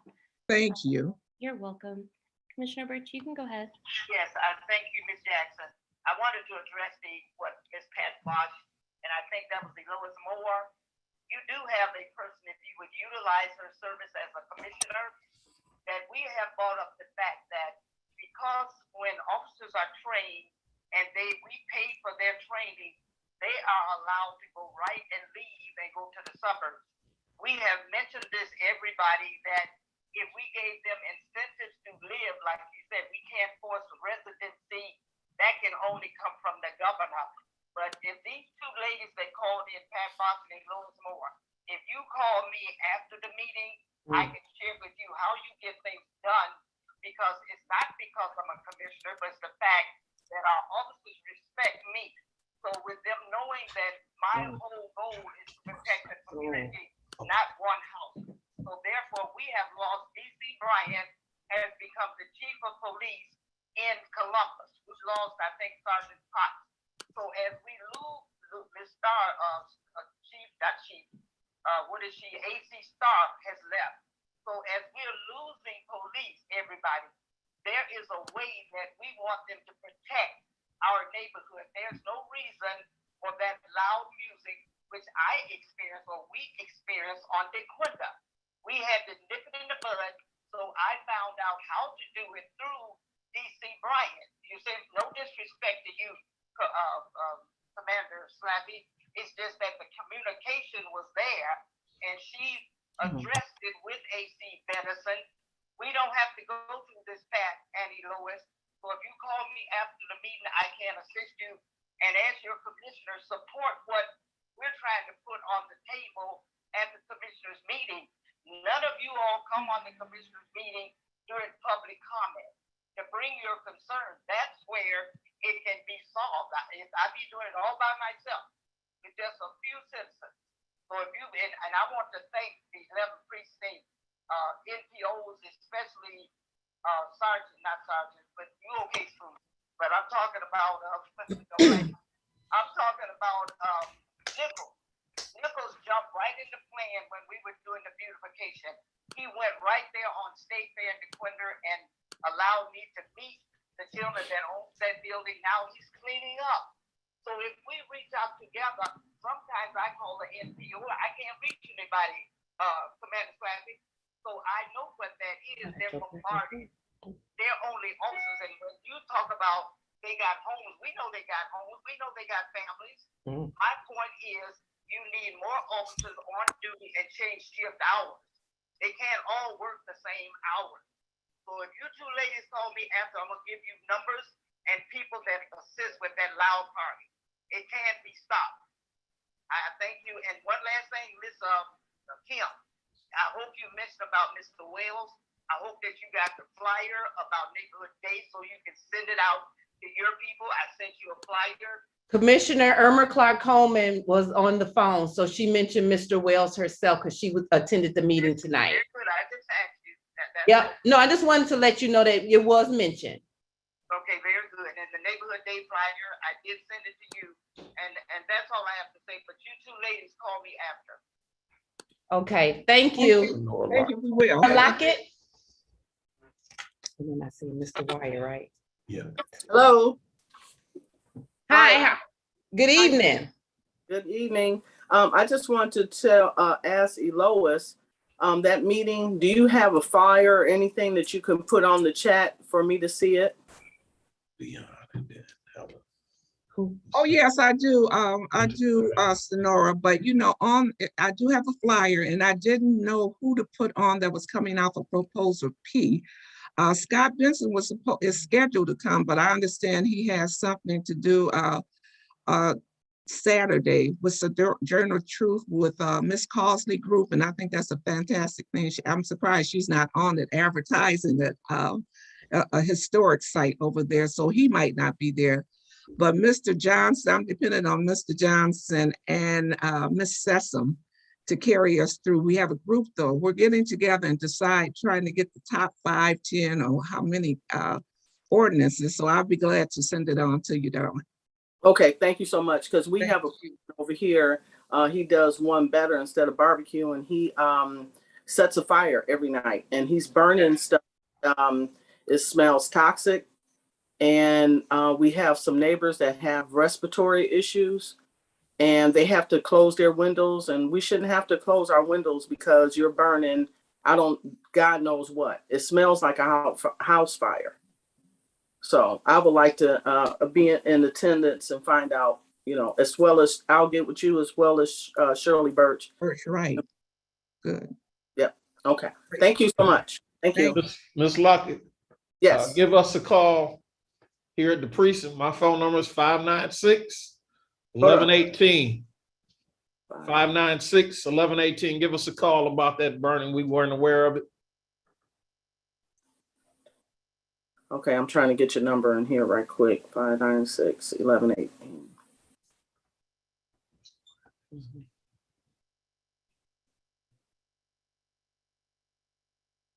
You said 596-1118? That's correct. Give me a call tomorrow about that. Okay, I sure will. Thank you so much. Thank you. Thank you. Mr. Wire, I see your hand up. Good evening. Good evening. And my question was for Ms. Moore too. this meeting, is it open to everybody in District 3 or Oh, no, it's is it open confined to to, people in the organization now? oh, no, the flyer says to any and everybody. We're all Okay, trying to now, get together to help each other. okay, where is the meeting at again? Okay, it's at Dove Academy on Wexford, 20100. Okay, I know where that is. Okay, and it's at 11 And o'clock. Yeah. Oh, 11 we're o'clock this Saturday? this Saturday, yes. Okay, all right, Thank thank you very much. Thank you. Ms. Hinton? Okay, Ms. Hilton, I see your Yes. hand is up, my dear. I just needed that information for the meeting, and I was going to try and get someone for pro and con for proposal P for the meeting, and I just needed the address, and I have the time of 11 o'clock, but I just needed the address for the representatives. Yes, I'm sorry. I should have posted it. I was trying to pull it up on my computer. But thank you. And you said that was 2010. It's 20100. It was what was the name? It was right at Wexford. Are you familiar with Wexford and Outer Drive? No, but I'll be inviting people probably coming from different locations. I appreciate that. Thank you so much. But it's Dove Academy? Oh, yes, it's Dove Academy. Yes. All right, we probably can go online and get that. Okay. Thank you. You're welcome. Ms. Bork? Ms. Bork, I see your hand is up. Hi, everyone. My name is Brianna, and I have been working closely with the 11th Precinct with gun violence prevention. And I put in the chat an opportunity for community members to help us help you inform lawmakers. So it's a very brief survey. It's about community violence, and there's like an open text box that allows you to voice your concerns. And basically what's going on is it's an initiative at Wayne State University. And we are a group that is dedicated to connecting the community with lawmakers. So part of that is collecting survey data and making policy briefs. And we're actually meeting with Stephanie Chang, the senator, at the end of August in order to take everything that we learned from the survey and inform her to help inform policy. So we would really appreciate your feedback with that. We've also been going to all the community events and giving out gun infographics and gun locks. So, yeah. Have any other Do it hands again. up? Do it again. Oh, thank you. Appreciate that information. Thank you so much. Thank you. Do we have any other hands up? Ms. McCants? Good evening, everyone.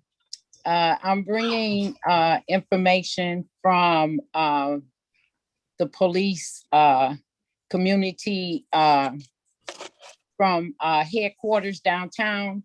They're going to have a Detroit Police Department 4th annual showdown in Motown. That it consists of bikes and cars. If anyone has a old car that they would like to show, the cost for to display your bike is $10 and the cars are $20. And there will be prizes and all types of bikes and cars and other events going on. If you would like to register your car or bike, you can contact Sean Wilson. And that phone number is 670-1306. Or you can contact Danny Woods at 313-400-4450.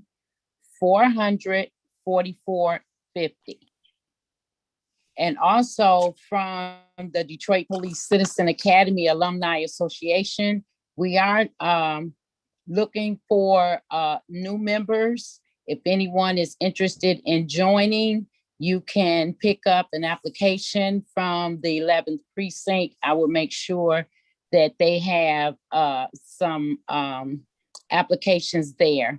The new class for the academy will start in September. Right now, we don't have an exact date, but it will start in September. So if there's anyone who is interested in joining the Police Citizen Academy Alumni Association, I really would like for you to pick up a application from there.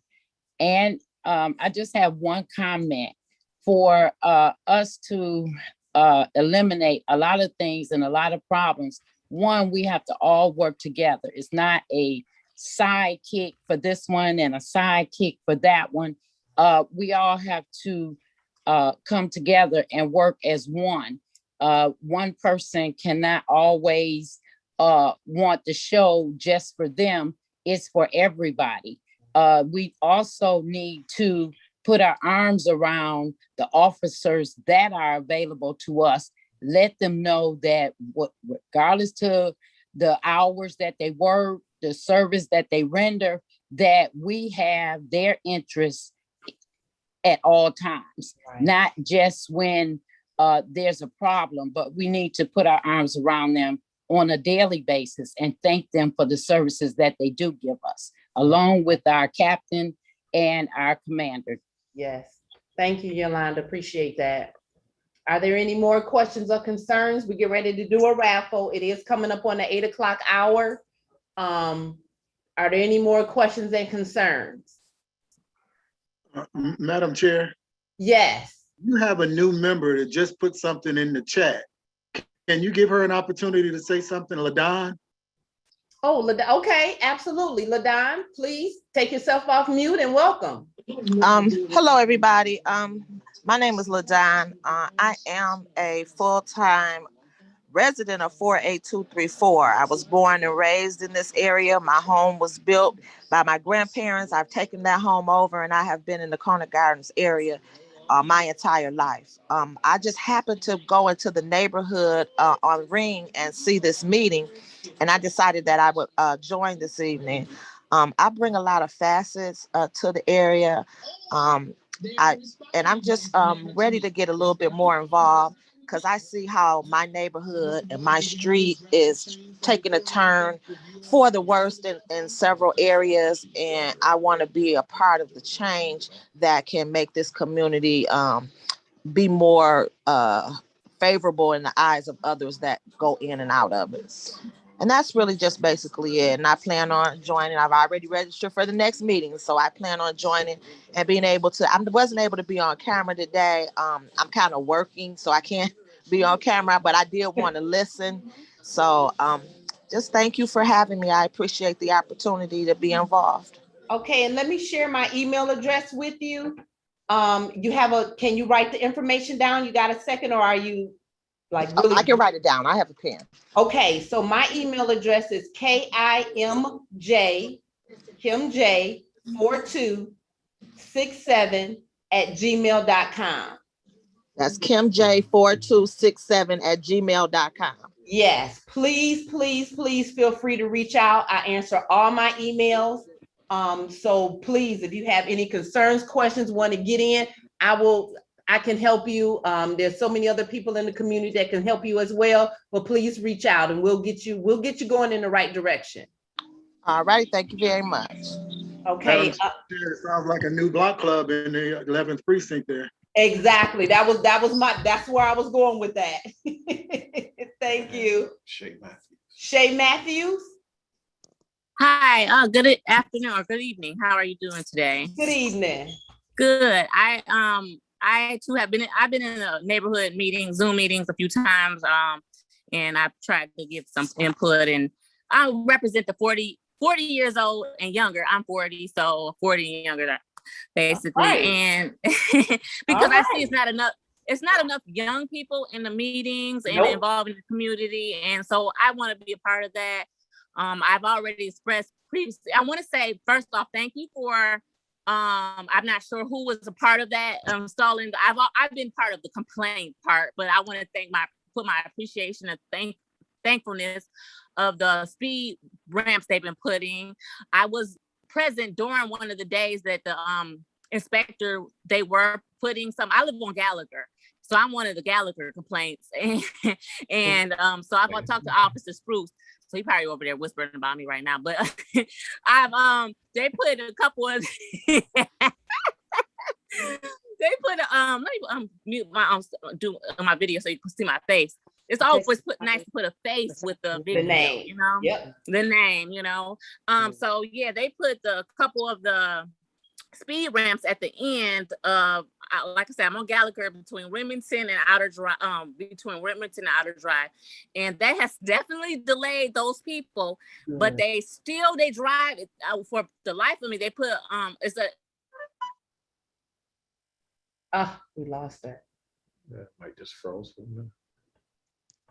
Down to Outer Drive and slow down. Okay. So there's nothing there. I already talked to the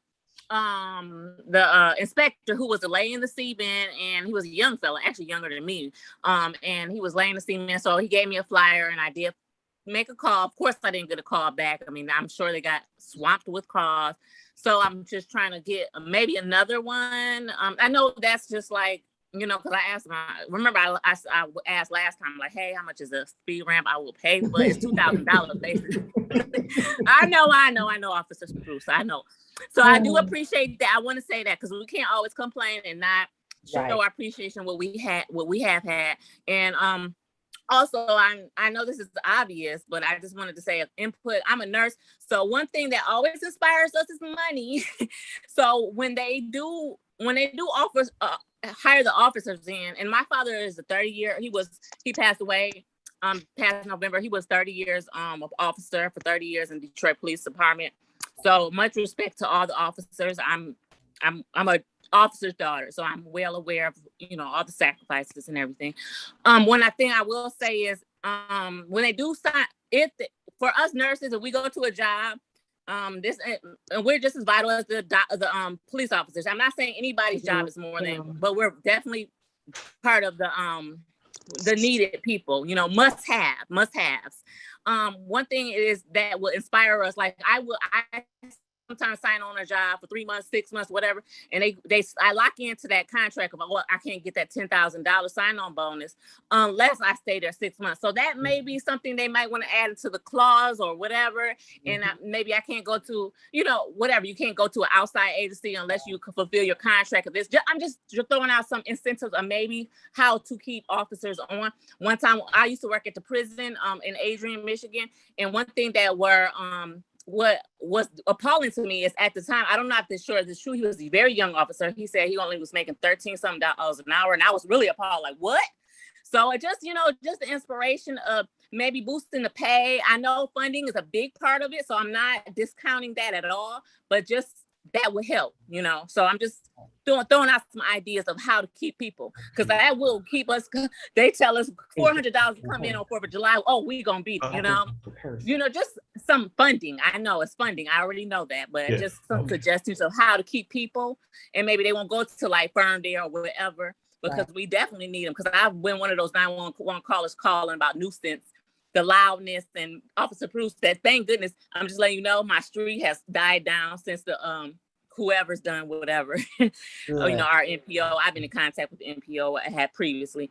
But that's all I want to say. I'm sorry, I don't want to take, I know we got to end this call. I just want to let you know I'm part of the young folks, and I try to give my input on what's my thoughts of what's going on in the community. Okay, and you have my email address as well, correct? You took down the email address? Oh, no, I will take it down. And one question I do have, because like I said, I don't know. Maybe I could pass along to my neighbor or whoever. Who is my Block Club member? That would be interesting. Who's my Block Club, and who is the contact for? And I wrote down Frank Aldridge. He's the CB radio patrol for something. And then there's Ken Davis. I got his number. I don't know these people. I'm just trying to figure out who do I need to, like, maybe that's my first step before I just get to complaining. I could still be involved however I can. Who is I'm on Gallagher in between Remington and Outer Drive. Who is my 48234 is my zip code. Who is do we have a block club? That's the question. Do we have one? I Ms. see Matthews, like a sign. Give me a call tomorrow and we'll find out for you.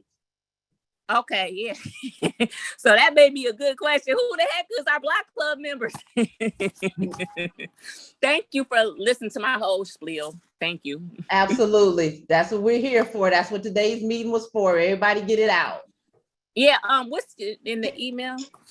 KIMJ 4267 @gmail.com. Thank you very much. I really appreciate it. And much respect to you. Absolutely. Thank you. Thank you. What I want to do, because it is after 8 o'clock, I have baseball tickets that I was given to raffle off. So I would like to raffle off the baseball tickets. Councilman Scott Benson, let's see, I have 3 sets of tickets for August the 1st. That is a Sunday at a 1:10 game. They are playing the Baltimore Orioles, of course, at Comerica Park. And along with the tickets, I was given bags to make sure that you guys get as well. So what I'm gonna have you to do, because I won't be putting none of this in the mail, you guys would have to come up to the station and pick them up. You know, call before you come, because I know they do have things that they have to do and they're not always in the office. So we're gonna go ahead and do these 3 right now. Sarge, would you like to pull the names while you're sitting there? And they have to be here. They gotta be online. Wanda Matthews. Yeah, she is the luckiest lady. Wanda Matthews, I think you're still here, aren't you?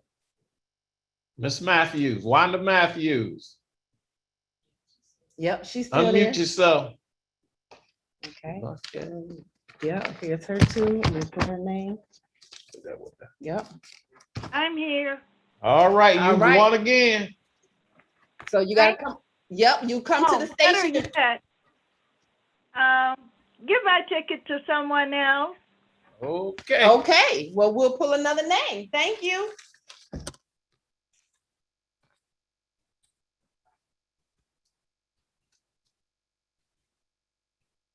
Daryl Farmer. All right, there you go. Come up to the station. Here's your bag. Here's your tickets. They'll be all set for you. Okay. All right. Next set, Sarge. Yeah, I think I heard he was he's gonna donate it back to the precinct. Who was that? Judith Yelder. Yep, Sergeant at Arms. I'm scared of her. Yep. Is she still on? Judith Yelder, are you still with us? Miss Yelder? Miss Yelder going once? Miss Judith Yelder going twice? I don't see her. Miss Judith Yelder gone. All right.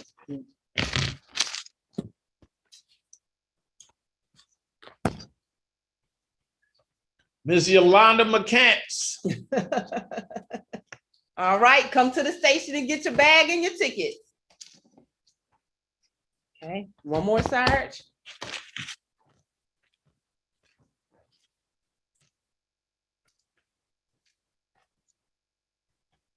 Miss Beverly Hilton. Miss Hilton. Very good. She needs to go to a game. And you got it. You got it. Make sure you come up here or have someone pick up your tickets for her. If someone else picks them up, let us know who it is so we make sure we're giving it to the right person. Will do. All right. Hi, Eric Hill. I have 2 more, and these are coming from Commissioner Martha G. Scott. The first set is for Thursday, July 29th at the 17 game. I can't tell you who they playing because I don't know. She didn't give me that information. So we're going to pull a name for it, and those tickets will be available up here as well. She's going to have her chief of staff to deliver the tickets tomorrow. So this is going to be for July 29th, the 17 game.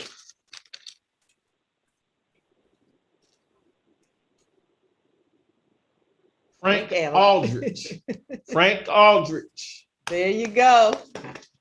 Good job. Okay, this goes with this one. Okay, one more. We have the July 30th game at 7:10. They're probably playing the same group of folks, but I can't tell you who they are. So we're going to pull for that, and that will be our last raffle.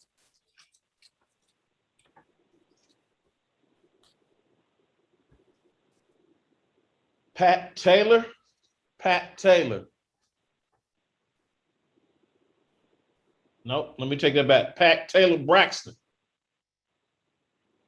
We have a Miss Braxton on. Pat Taylor Braxton going once. Pat Taylor Braxton going twice. Pat Taylor Braxton gone. Okay.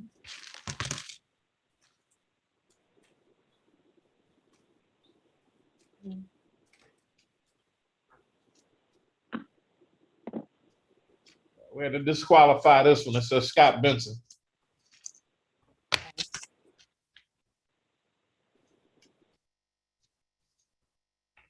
Mr. Alvin Stokes. Mr. Alvin Stokes.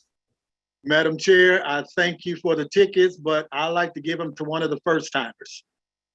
One of the who? Oh, well, okay. One of the ladies was the first time on the meeting. Okay, well, unfortunately, we have two. So how would you like to do that, sir? You could give it to the new one. I've been in a few meetings, so I'm not a newbie anymore. There you go. Then LaDon has the ticket. Oh, why, thank you, thank you, thank you. Okay, well, that goes to LaDonna then. And yeah. And what we'll do, make sure you come up here to the station, okay? And you can get your ticket. Thank you. Anyway, Thank you. Thank you. Thank you for the pass. Absolutely. Thank you for joining. Absolutely. Yep. Thank you for joining as well. Okay, so do we have any other questions? I know we're past 8 o'clock, so we're gonna wind down a little bit. Okay, you know I can't see that name. Lionel Williams. Unmute yourself. Hi, President Washington. This is Sharice Butler, DPSC. Hey, Sharice, how you doing? Good, good, good. We got to break it to board meeting. But Coach Williams said that you guys had some questions about Pershing High School and then something about maybe following up with Marshall, something about opening old schools. So if it's permissible, perhaps I come to the meeting next month and we can kind of address those questions with everyone. And then I'll also follow up with Commander Slappy, if that's okay. But I did want to, since I had a few seconds, I did want to jump on the call and at least let you guys know and acknowledge that we did get the question. We'll do some follow up, if that's okay. That would be perfect. Reach out to me so I can make sure I get you on the agenda next month. Okay, sounds good. Thank you so much. Appreciate you. Hey, family. All right, I'll see you guys soon. Take care. Okay, bye-bye. Thank you. PH, I see your hand is up. Hi. Hi. This is Patricia from Bianca Nowhere Block Club. Yes. I'm having some difficulties. My laptop is down, so I'm using another device. But anyway, I sent the flyer for Saturday's meeting at Dove Academy to Officer Robinson. If he can place it in the chat for everyone to have, is that okay? Sure, as long as you get it in there, that's not a problem. Okay, I can't do it because I'm on a different device, so. Okay. Could you ask him if he can do it? Please. Yeah, we're trying to get him now. Give us 1 second. Okay, I'm trying to see if I can do it. Yeah. Okay, we're gonna put you on mute just for a second until we can get an answer for you, okay? But that shouldn't be a problem, Pat.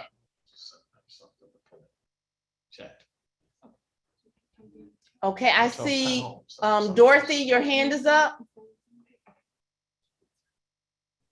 Yes, I wanted this addressed to Officer Slappy. Can you please give special attention to Justine between 7 Mile and Hilldale?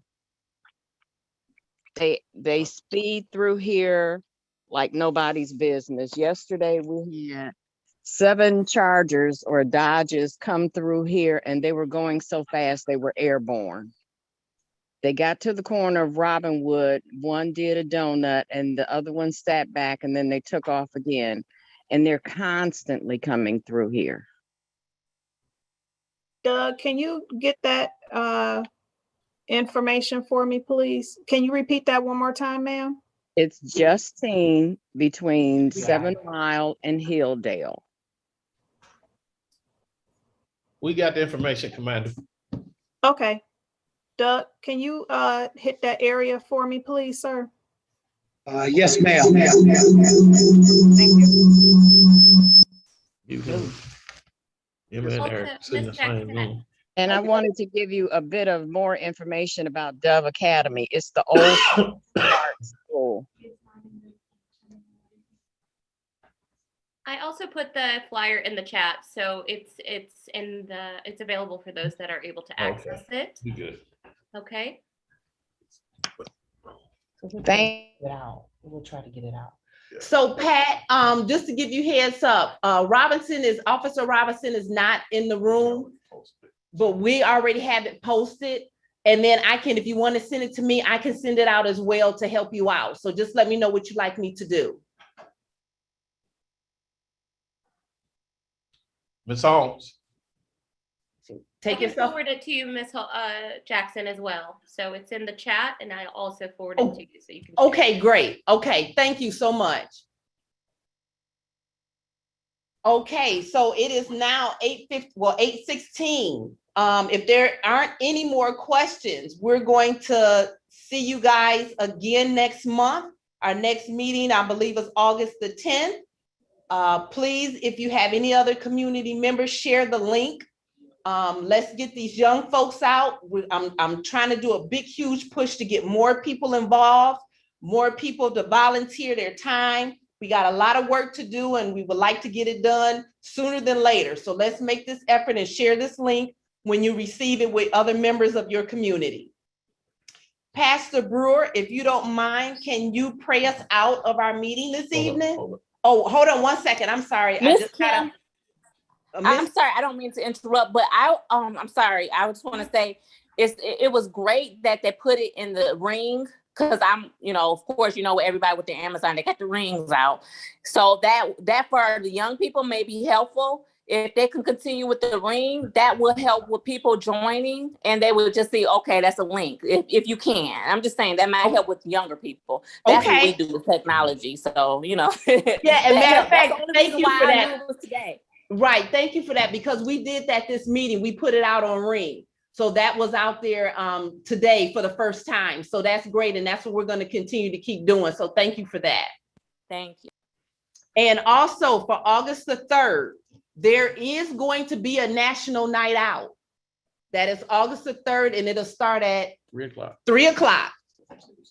And that is a Tuesday, and that will be right here at the precinct.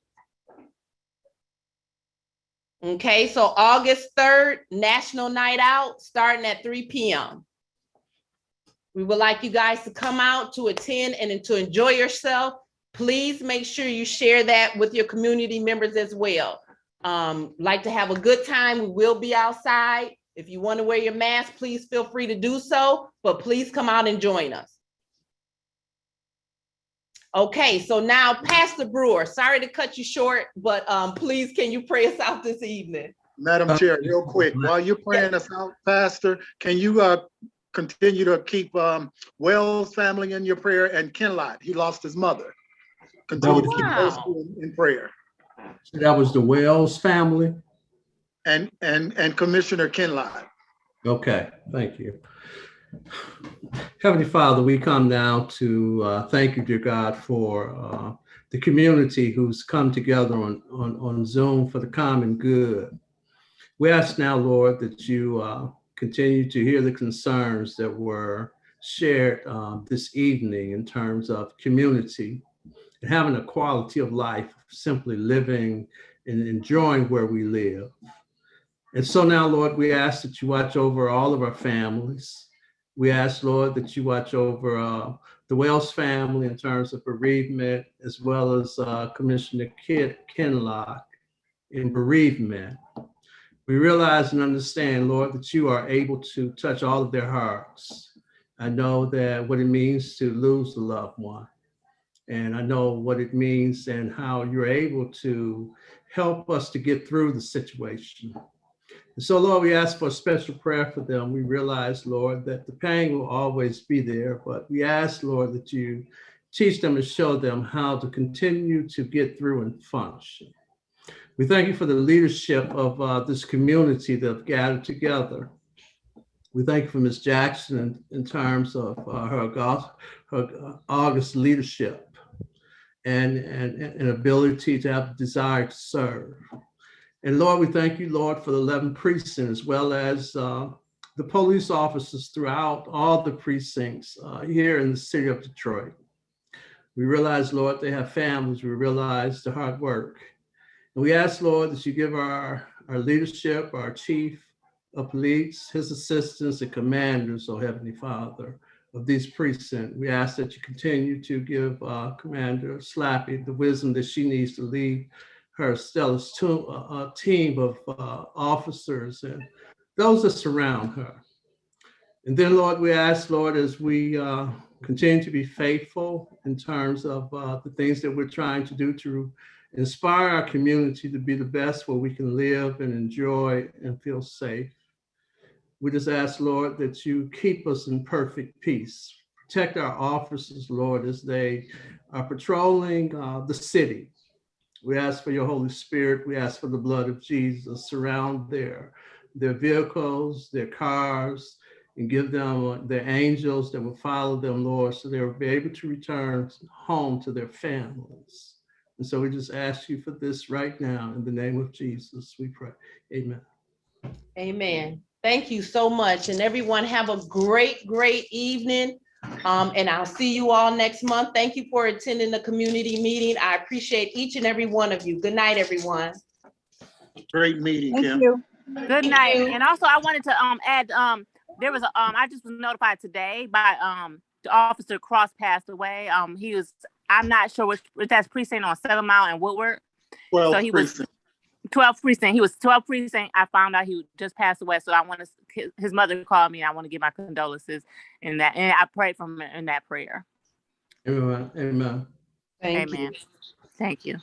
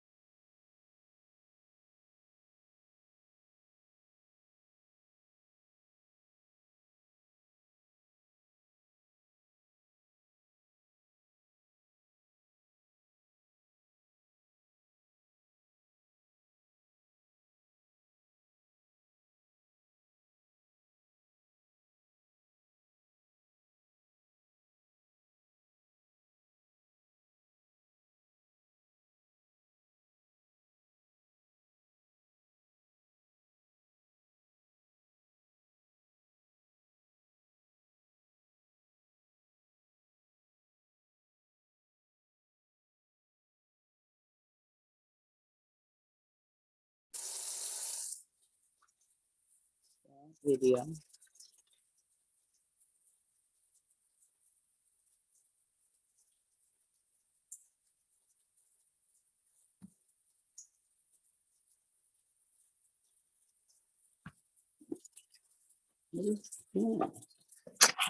Okay, yeah.